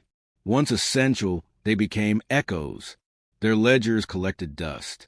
Their orders stopped being followed. Their power, like the towers they served, began to crumble. By the late 15th and early 16th centuries, castles were no longer the centerpieces of military power. Gunpowder rendered high stone walls vulnerable. Monarchies grew more centralized, relying on standing armies instead of feudal levies. Political life moved to cities and royal courts, not moats and gatehouses. Some castles were converted into residences, rebuilt with glass windows, paved courtyards, and luxurious tapestries. Others were left to decay.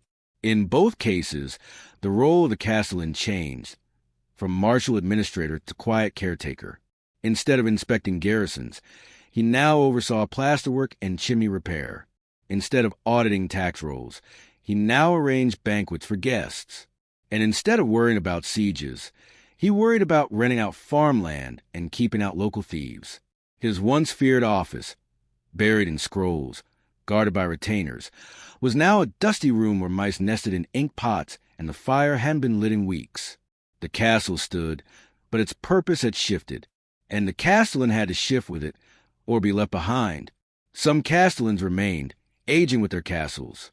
They walked the same halls they'd paced for decades, counting empty rooms instead of soldiers, watching ivy overtake the outer walls, remembering the days when every corridor buzzed with duty and urgency. They became curators of ruin, responsible for buildings no one wanted to maintain. With little funding, they patched roofs with scrap wood, repaired stone with clay, and locked doors that hadn't been opened in years. One castellan at Warwick Castle, writing in 1532, described his duties this way: "I keep what will not keep itself. The house is large, but the reason for its largeness is gone. It was a quiet morning, not just for the building, but for relevance. Some castellans petitioned for pensions. Others retired to nearby villages, their lives reduced from masters of estates to men with memories. Their names vanished from records, replaced by clerks, surveyors, and finally, no one at all. The title of castellan slowly disappeared from usage, replaced by bailiff, steward, or simply caretaker. And yet, traces of their labor remain. In surviving castles, you can still find account books, carefully inked in Latin or Norman French.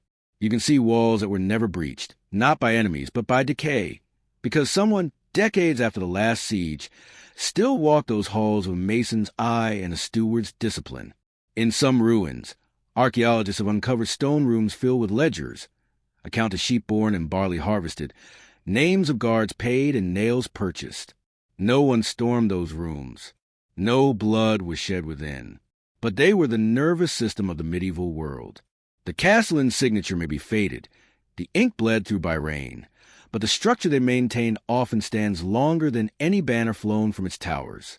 Because, while knights defended castles from enemies, castellans defended them from neglect.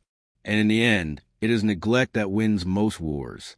We often picture castles in terms of romance and battle, but the truth is, they were complex institutions with hundreds of moving parts, and someone, often an underpaid, overburdened, perpetually anxious castellan, was responsible for keeping the chaos just barely under control. They were not leaders of men. They were not heroes of song. They were managers. And when the walls fell silent and the lords moved to palaces and the wars found new fields, the castellan simply faded, his last report unsigned, his final tally unfinished.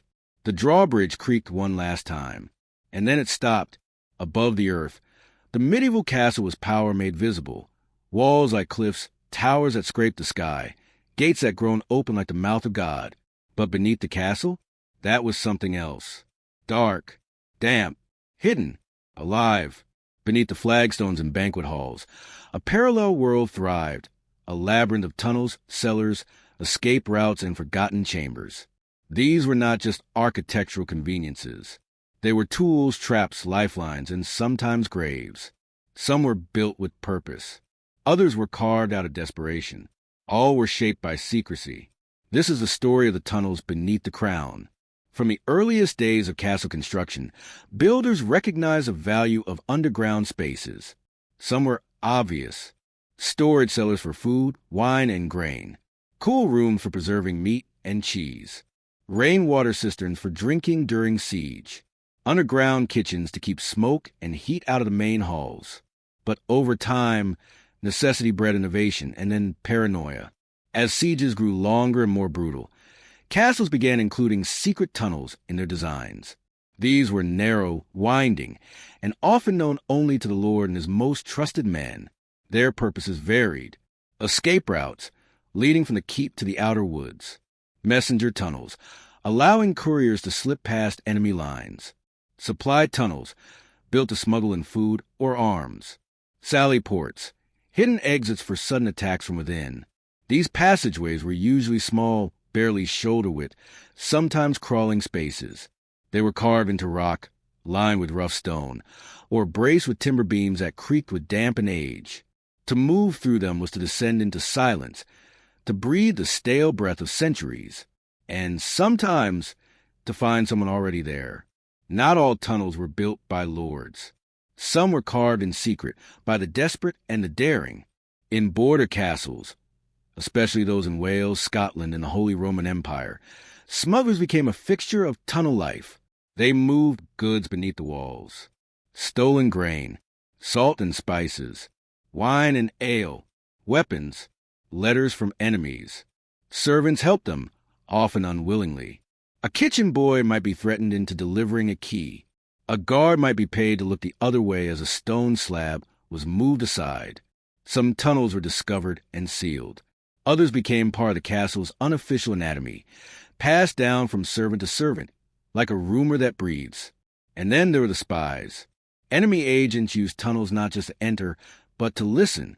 Small holes near cellar walls allowed them to overhear conversations in the Great Hall. Cracks beneath the chapel let them monitor meetings and confessions. One such spy, known only as the Rat of Fotheringhay, is believed to have lived for months beneath the castle of that name in the late 15th century, feeding on scraps, mapping the layout, and reporting to outside forces. His tunnel was discovered when a servant noticed a draft behind the fireplace. He was never caught. Only his notes were found, scratched into the walls with coal. During sieges, the tunnel was salvation. When food ran low, supply tunnels could mean the difference between starvation and survival. These were usually known only to the castellan and a handful of soldiers. Dug deep and disguised with brush or stone, they allowed smuggling teams to bring in livestock, sacks of grain, even water skins at night by moonlight. But they came with terrible risk. If a tunnel was discovered, the enemy could use it in reverse. Several castles fell to this very mistake, among them Chateau de Chinon, where forgotten tunnel led enemy soldiers directly into the kitchens. The staff fled. The castle surrendered. Some tunnels became traps. Knowing they might be used for betrayal, defenders rigged passageways with collapsible ceilings, dead ends, or narrow choke points where a single archer could hold off invaders for hours. And in desperate moments, tunnels became graveyards. When escape was impossible, lords and families took shelter in these dark places, hiding with candles and prayers. Some survived. Some died of suffocation, disease, or betrayal from within. Years later, tunnel clearers would find skeletal remains, a mother and child, a knight with sword still drawn, a servant with keys clenched in a bone fist. The earth kept their secrets. But where did these tunnels go? Were they truly escape routes, or simply one more place to be trapped? It is one thing to dig a tunnel. It is another to trust it. Every stone laid beneath a castle was an act of both hope and fear. Hope that it might serve as a secret passage to freedom. Fear that it might be the path through which your enemy crept while you slept. To build a tunnel was to gamble with the very foundations of your fortress. But when the walls began to fall and fire climbed the towers, and the gate was no longer an option, there was only one direction left to run. Down. The popular image of a hidden escape tunnel, lined with torches, leading straight from the Lord's chamber to the forest, is mostly a fantasy. In reality, escape tunnels were cramped, unlit, twisting, often unfinished. They were not paved avenues, but desperate chutes carved through earth, often by miners rather than masons. Some narrowed to the point where even a soldier in armor could not pass. Others collapsed before they could ever be used. The goal wasn't comfort. It was concealment. They exited into dry wells covered with boards and dirt, behind loose stones in outer curtain walls, under animal pens where sent mass movement, into the side of ravines, obscured by brambles. Some had ladders. Others required a rope and courage, and they were not used lightly. To flee into a tunnel was to abandon the castle, the garrison, the people who depended on you. Lords who took the tunnels were often labeled cowards, unless they returned later with reinforcements. But for some, escape was not betrayal, it was strategy. In 1403, during the rebellion of Owain Glyndyr, the castellan of a Welsh border castle used a secret passage to evade capture, returning days later with royal forces who retook the castle from within. He became a hero. The tunnel, a symbol of tactical brilliance. But for every tale of escape, there were 10 of failure. Tunnels were not always used by their intended masters. In times of unrest, servants used them to escape harsh lords. Prisoners used them to dig out, sometimes with spoons, bones, or smuggled chisels. Enemies used them to infiltrate, bypassing gates and climbing into kitchens, chapels, even bedchambers.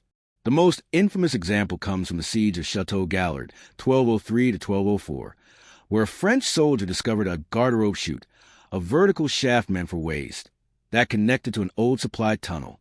He climbed it, opened a postern gate from within, and allowed a full squad to enter. The castle fell within days. The latrine became a legend. Some castles responded with paranoia. Tunnels were sealed off with stone or iron grates. Secret exits were relocated, mapped, and remapped. Guards were stationed in underground chambers, torches smoking in stale air. A few castles even employed tunnel watchers, trusted retainers whose sole job was to inspect, test, and listen for signs of tampering beneath the earth. They were not warriors. They were listeners. Ear to the ground, quite literally. If they heard digging, they raised the alarm. If they didn't, they waited. And sometimes the silence was worse than sound. Tunnels, by nature, inspired suspicion. Who knew the tunnel existed? Who had access? Who held the key to the iron grate? In many betrayals throughout medieval history, it was not the gatekeeper who led the enemy, but a servant with tunnel knowledge. In 1385, the lower castle Carlson in Bohemia was captured by a faction that used an old drainage tunnel long forgotten. It was believed that a former cook's assistant had sold a map for a pouch of silver. After the incident, the ruling lord had every servant interrogated. Several were executed.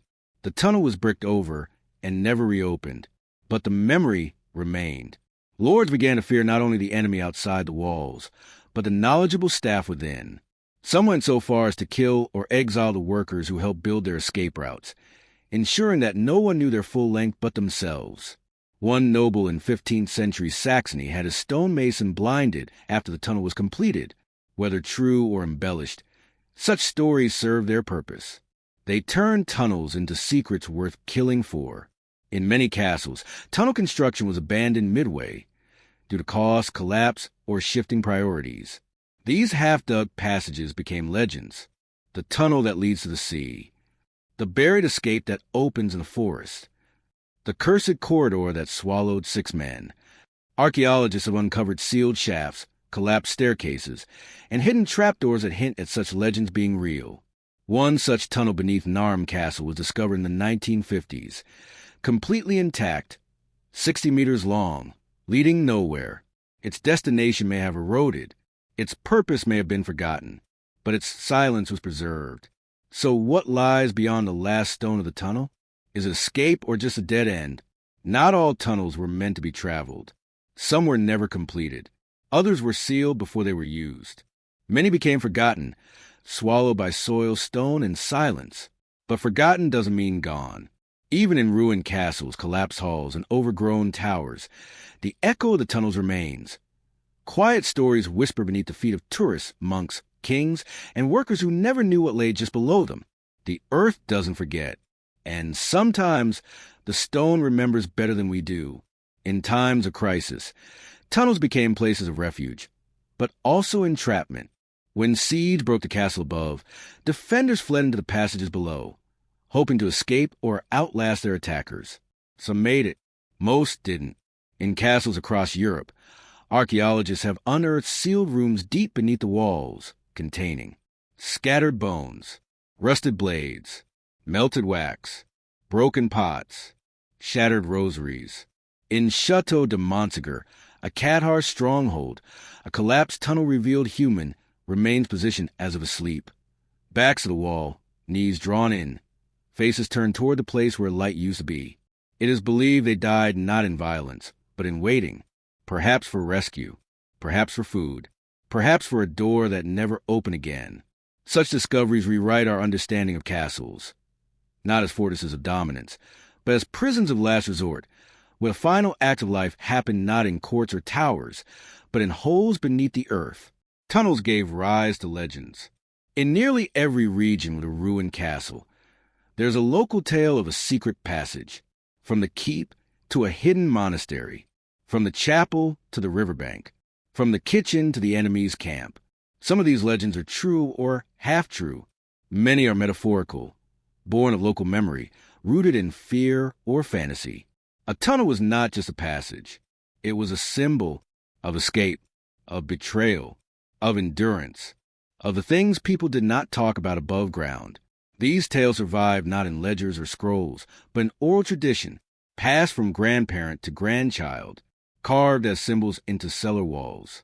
Whispers in the chapel, rumors in the tavern, they became part of the folk memory of a place. And in doing so, they outlived the bricks above, because the stone may fall, but the tunnel is protected by the earth itself. In the past century, dozens of tunnels beneath castles have been rediscovered, some entirely intact, others barely passable. Beneath Warwick Castle, a tunnel leads from the river to the old dungeons, used, perhaps, to transport prisoners unseen. At Edinburgh Castle, a piper was once sent to map a tunnel by playing music as he walked. The sound stopped. He was never found. In Chateau de Brissac, a collapsed tunnel was found filled with blackened bones and rusted chainmail, possibly victims of failed escape or a buried betrayal. Each rediscovery is like opening a vein in the past, revealing not blood, but dust, silence, and mystery. Engineers study the structure. Historians speculate on the use. But the truth, more often than not, stays buried, because no one can fully explain the lives lived beneath stone.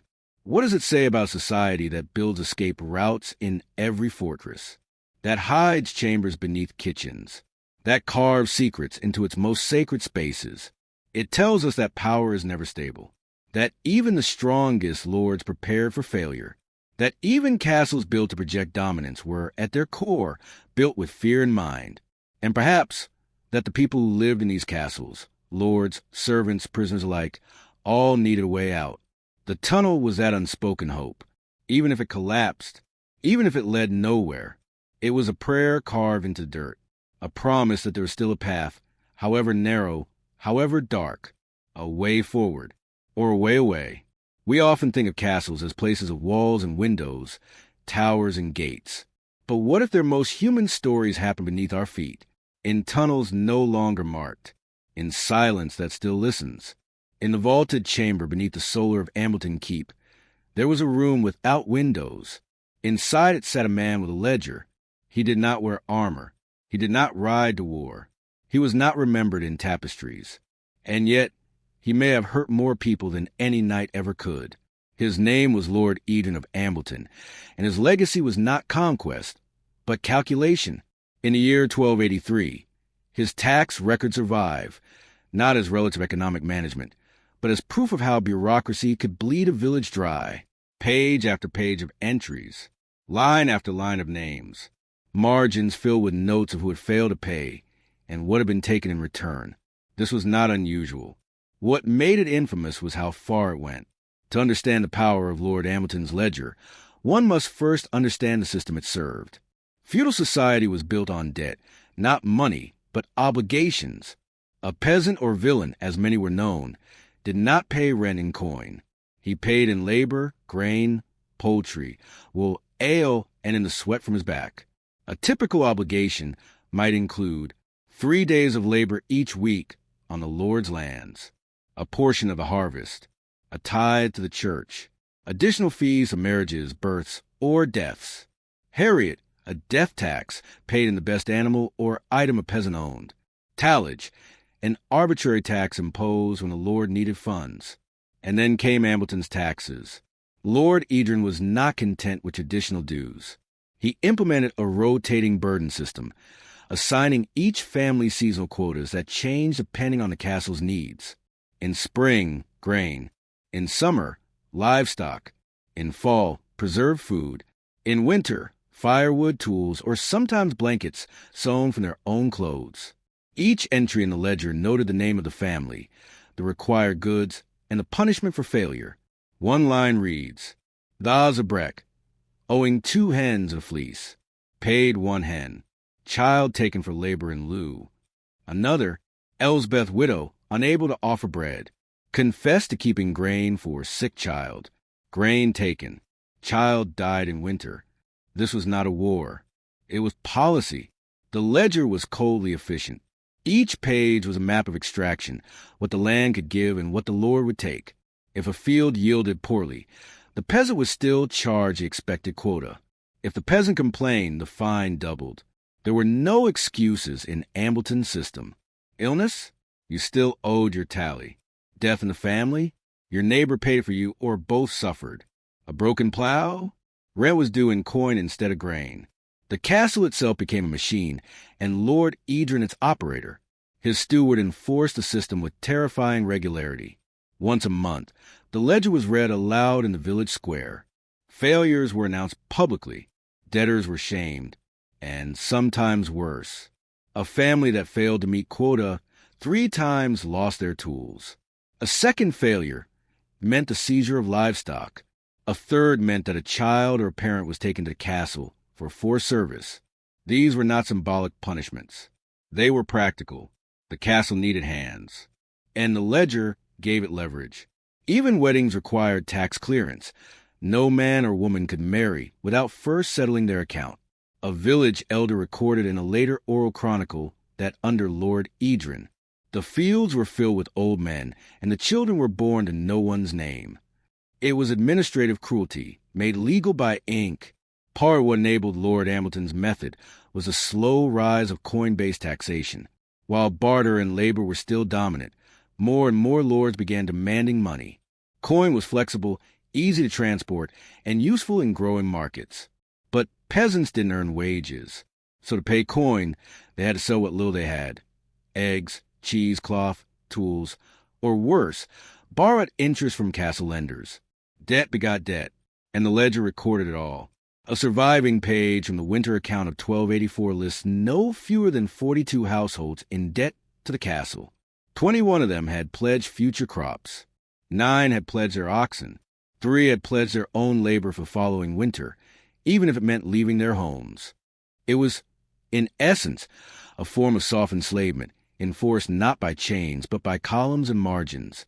Lord Ambleton was not hated openly. He was feared for his silence, his consistency, and his unwavering belief in the justice of his book. The castle guards did not brand people. The ledger did. But what happens when the numbers grow too high? When the debts stack higher than the grain bins? Can a village survive endless subtraction? The most dangerous debt is not the one that empties your pockets. It's the one that outlives you. In Lord Edrin's ledger, death did not erase a peasant's dues. It merely transferred them to a wife, to a son, to a brother already starving. Even in the grave, the peasant of Ambleton could not escape taxation, because in Lord Edrin's view, a man's value was not in his life, but in what he could still be made to yield. The Harriet or death duty was common in feudal law. When a villain died, their best animal, or most valuable possession, was surrendered to the Lord as a kind of final tax. In Ambleton, this was extended. Lord Edrin's clerk amended the policy. Not just an item, but the entire outstanding balance of any owed rent, tithes, or service was to be assumed by the family. Refusal to accept it resulted in expulsion from the cottage, repossession of land, forced placement of children into castle labor. A boy of 13 might begin life with 2 years' worth of debt before ever turning a furrow or shearing a sheep. One entry reads, John Rikes, age 14. Father died owing 9 pence and half a sack of barley. Assigned 2 years of wood hauling in lieu. John would serve in the castle kitchens, hauling timber, sweeping chimneys, sleeping in the ash bins. There is no record of his return. Lord Edrin's ledger did more than track economics. It functioned as a local legal system. Disputes over land? The ledger decided. Questions of inheritance? Check the book. Guilt or innocence in minor crimes. Look for unpaid fines. It was so dominant that the local reeve, traditionally a voice of the peasants, became merely a reader of the ledger's will. Once a week, the village gathered as the clerk read out arrears, errors, and judgments. The peasants could neither read nor write. They couldn't verify. They could only listen and obey. Worse still, There were discrepancies. The clerk, it was rumored, adjusted tallies based on bribes, gift of eggs, meat, or favors. Those who could not pay were held to the strictest version of the book. Those who could sweeten the ink often saw their debts vanish overnight. In effect, the ledger was no longer a record. It was a weapon wielded against the weak, held by the quiet few who could interpret its lines. Over time, resistance simmered, not open rebellion. Ambleton was no battlefield, but a revolt of scratches and silence. Pages were found defaced. Ink pots smashed in the castle hall. One servant disappeared with the winter tally book. Later found half-burned near the river. Names were misread intentionally by village boys acting as messengers, forcing delays and confusion. Eventually, Lord Edrin ordered the construction of a ledger vault, a locked room with stone shelves where each seasonal book would be stored. Only he and his steward held the keys. This was not paranoia. This was strategy. He knew what power the records held. He knew that in a world of rumors, written numbers were irrefutable. But even ink fades, even parchment burns, and not all rebellions leave sword scars. Some are felt in the quiet subtraction of obedience. One winter, 3 households simply left. No record, no announcement. When their names were called at the square, no one answered. Their fields grew wild. Their homes collapsed from neglect. And Lord Edrin wrote, simply, missing. Assets unrecoverable. It was not an uprising. It was an absence, a kind of victory. By the time of Edrin's death in 1297, the castle's population had shrunk by 1/3, but the ledgers remained, each bound in leather, each sealed with wax. Each page a fossil of suffering turned ordinary. They were passed to his son, who ruled less severely. The system loosened. Coins replaced labor. Exemptions were granted. But the ledger never stopped. The people didn't forget. For decades, villagers whispered about the book that took more than coin, about the lord who never raised a sword, but still broke them, about how his clerks said nothing, only scratched with their quills, adjusting lives with a flick of the wrist. The castle eventually fell into disrepair. The stone walls crumbled, but in a nearby monastery, a surviving tax ledger from Ambleton was kept, preserved as an example of feudal order. Its pages still hold the names of the forgotten, the weight of barley owed, the deaths that came too soon. So what does it mean to be ruled not by fire or iron, but by ink? Can cruelty hide in neat columns and quiet handwriting? Lord Edrin of Ambleton died not by rebellion, nor disease, nor war. He died at his desk. A single ink blot, heavy, clotted, marks the last entry of the autumn tally, year of our Lord 1297. Beneath it, the page remains blank. No ceremony, no obituary, only silence. The man who measured a village by numbers left no record of his own departure. But the ledger remained, and it continued to rule even after his body was placed in the chapel crypt, because by then the book was the law. When Edrin's son, Serwain of Ambleton, inherited the castle, he inherited more than land and stone. He inherited the system. The ledger wasn't just a book. It was a structure of power. Removing it would unravel everything his father had built. So he kept it, but he softened it. Serwain allowed some debt forgiveness. He permitted cash in place of labor. He banned child seizure in all but extreme cases. On paper, he was seen as a kinder lord. And yet, each season, the steward still stood in the square. Each season, the names were still read.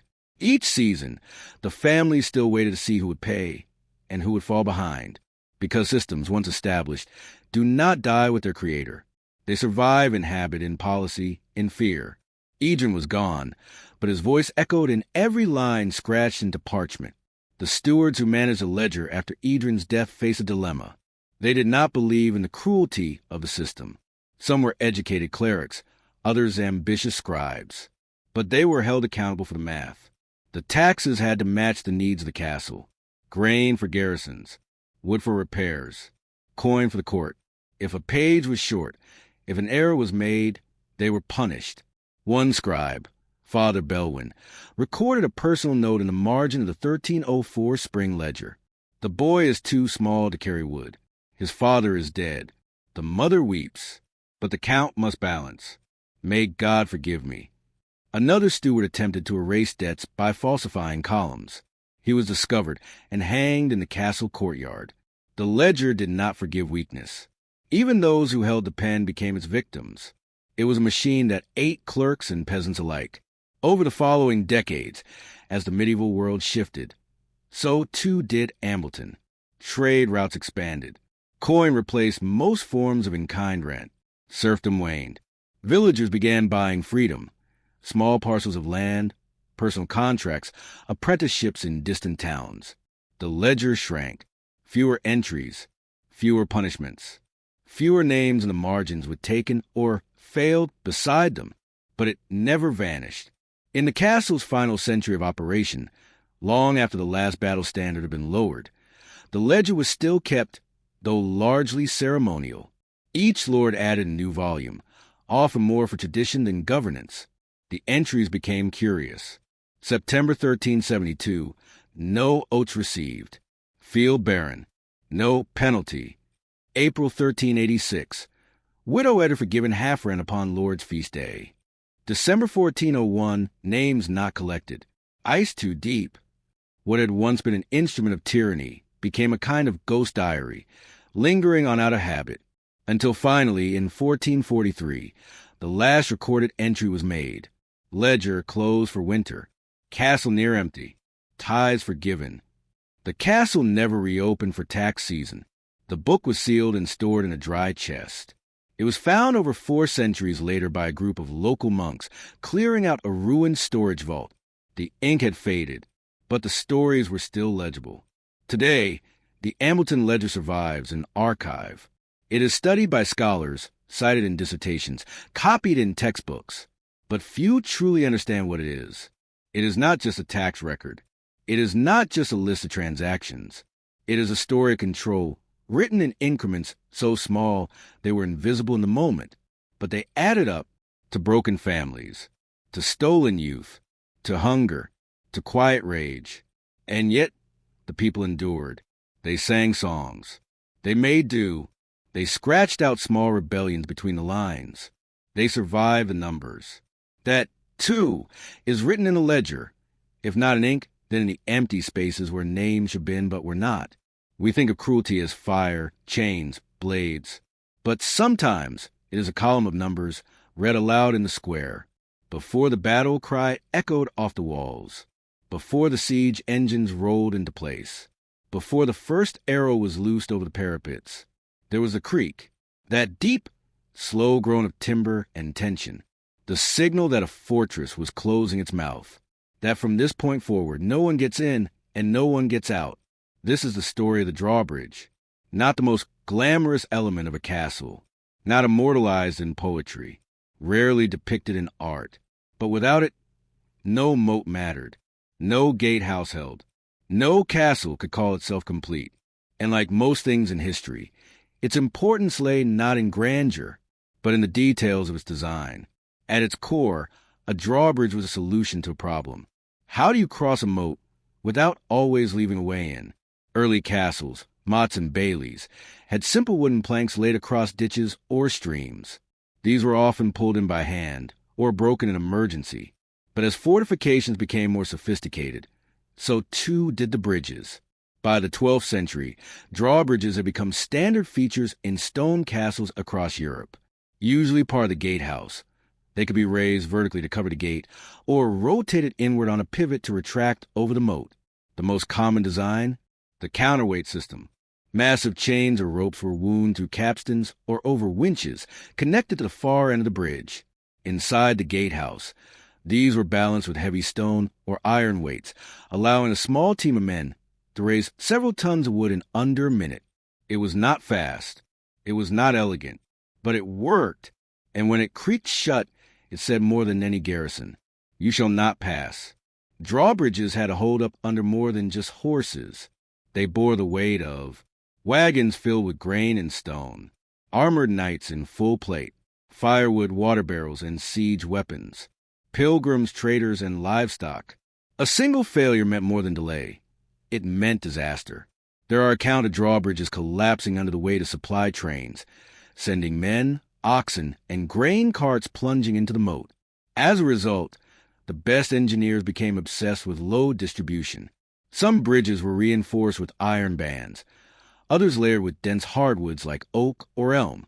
In rainy climates, grooves were cut into the surface for grip, preventing slipping hooves. At Bodiam Castle, the bridge had a three-part design: a fixed stone bridge from land to a central island, a pivoting timber bridge section, a drawbridge connected to gatehouse. This segmented layout allowed defenders to sacrifice one part if attackers reached it, slowing their progress and buying precious minutes for archers in boiling pitch. It was strategy, carved into carpentry. Operating a drawbridge required both muscle and math. In smaller castles, a pair of men could handle the capstan. In larger ones, 6 to 10 men might be needed to raise a full-size bridge, especially if wet wood and weather made the mechanism sluggish. Timing was everything. Too early, and you stranded your own men outside. Too late, and the enemy was already across. In times of tension, guards were stationed not just on the walls, but inside the gatehouse, ready to operate the bridge at a moment's notice. Some castles installed drop mechanisms, wooden pegs, or pins that could be removed to let the bridge fall into place quickly under gravity. But these same systems had risks. Chains could snap. Counterweights could crush limbs. A wet capstan could freeze in winter, locking the bridge in place. There are records of gatekeepers losing fingers, arms, and even their lives in accidents. To be the man who turned the wheel was to carry the responsibility of the entire castle security, often with no recognition, and only a single misstep between success and ruin. But what happened when enemies came prepared for the drawbridge? Could a creaking plank would hold back the siege engines of empire? A drawbridge was a marvel design, but no mechanism, no matter how clever, could remain untouched by war. When enemy armies gathered at the horizon, the drawbridge became not just a point of entry, but the first target. And so, the question became not just how does it work, but how does it withstand? In siege warfare, the drawbridge was always the weakest point in a castle's outer defense. It sat above the moat, suspended, hinged, exposed. Even when raised, it couldn't disappear. It was a giant wooden gate lying flat against the wall. And wood, for all its strength, could burn, splinter, and break. Siege engineers knew this. Attacking forces developed specific tools and tactics for disabling the drawbridge. Grappling hooks were thrown to pull it down. Battering rams on wheels were rolled across planks and causeways to smash through. Tunnels were dug beneath the moat to destabilize the bridge's foundation. Fire arrows and pots of pitch were launched in volleys to ignite the wood. Portable bridges were carried by foot soldiers to lay across the moat if the main bridge remained raised. And sometimes they just waited because every drawbridge mechanism required maintenance. Chains rusted, wood warped, counterweights shifted. A neglected drawbridge could become its own trap, sealing allies out as surely as enemies. Inside the castle, this meant vigilance. The drawbridge was checked daily in times of threat. Chains oiled, winches tested, pulleys cleared of grit, crank arms inspected for splinters or cracks. A failing bridge during an attack wasn't just an engineering issue. It was a death sentence. Knowing their vulnerabilities, defenders sometimes used a drawbridge as a trap. False drawbridges were built to collapse under weight. Gaps were concealed with fabric or brush to lure attackers forward. Some castles rigged their bridges with quick-release pins, allowing defenders to drop the bridge when it was being crossed, sending enemy soldiers and siege gear tumbling into the moat. At Chateau Gallard, a narrow drawbridge was positioned above a hidden chute. When the enemy began crossing, the bridge was intentionally dropped halfway, pinning the front lines between water and fire. Few survived, none advanced. But these tactics carried a risk. If mistimed, they could backfire. More than one castle fell because a failed trick trapped its own men outside.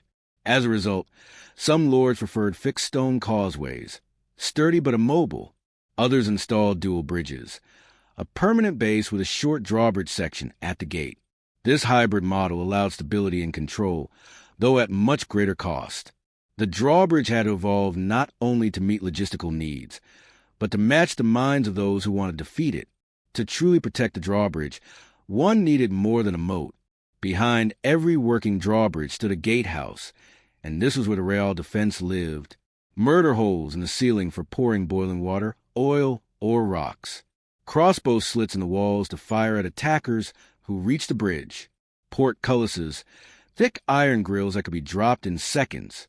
Trap floors built with wooden panels that could be removed or broken under weight. The gatehouse was designed as a death funnel, a place where attackers, having crossed the drawbridge, would be trapped in a narrow corridor under constant fire. The drawbridge, then, was bait. To reach it was not to win. To cross it was to gamble. And all the while, defenders inside turned wheels, watch weights, and waited, ears tuned to the groan of tension in the chain, the creak that meant a castle was closing on itself. Perhaps more than its physical function, the drawbridge served a psychological purpose. Its rise was a declaration of separation, a visible, audible moment of finality. It divided the world between those inside and those out. Peasants heard it shut and knew they would not be let in. Soldiers heard it fall and knew battle had begun. Lords heard it lock and knew that their power had become self-contained. There are chronicles from castle sieges where the drawbridge's final creak was recorded not as engineering, but as omen. In 1314, during the siege of Stirling Castle, one chronicler wrote, "And the bridge was drawn and all knew the hour was past. No succor would come, only death or the banner of surrender." The drawbridge, in that moment, became more than timber and chain. It became judgment. But what happens when peace comes? When the drawbridge no longer rises for war, but for ceremony, show, or nostalgia? Can such a functional device carry meaning after its function ends? Eventually, even war grows tired of its tools.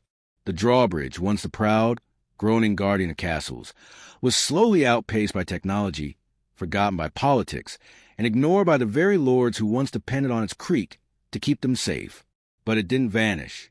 It simply changed roles, from a mechanism of survival to a symbol of the past.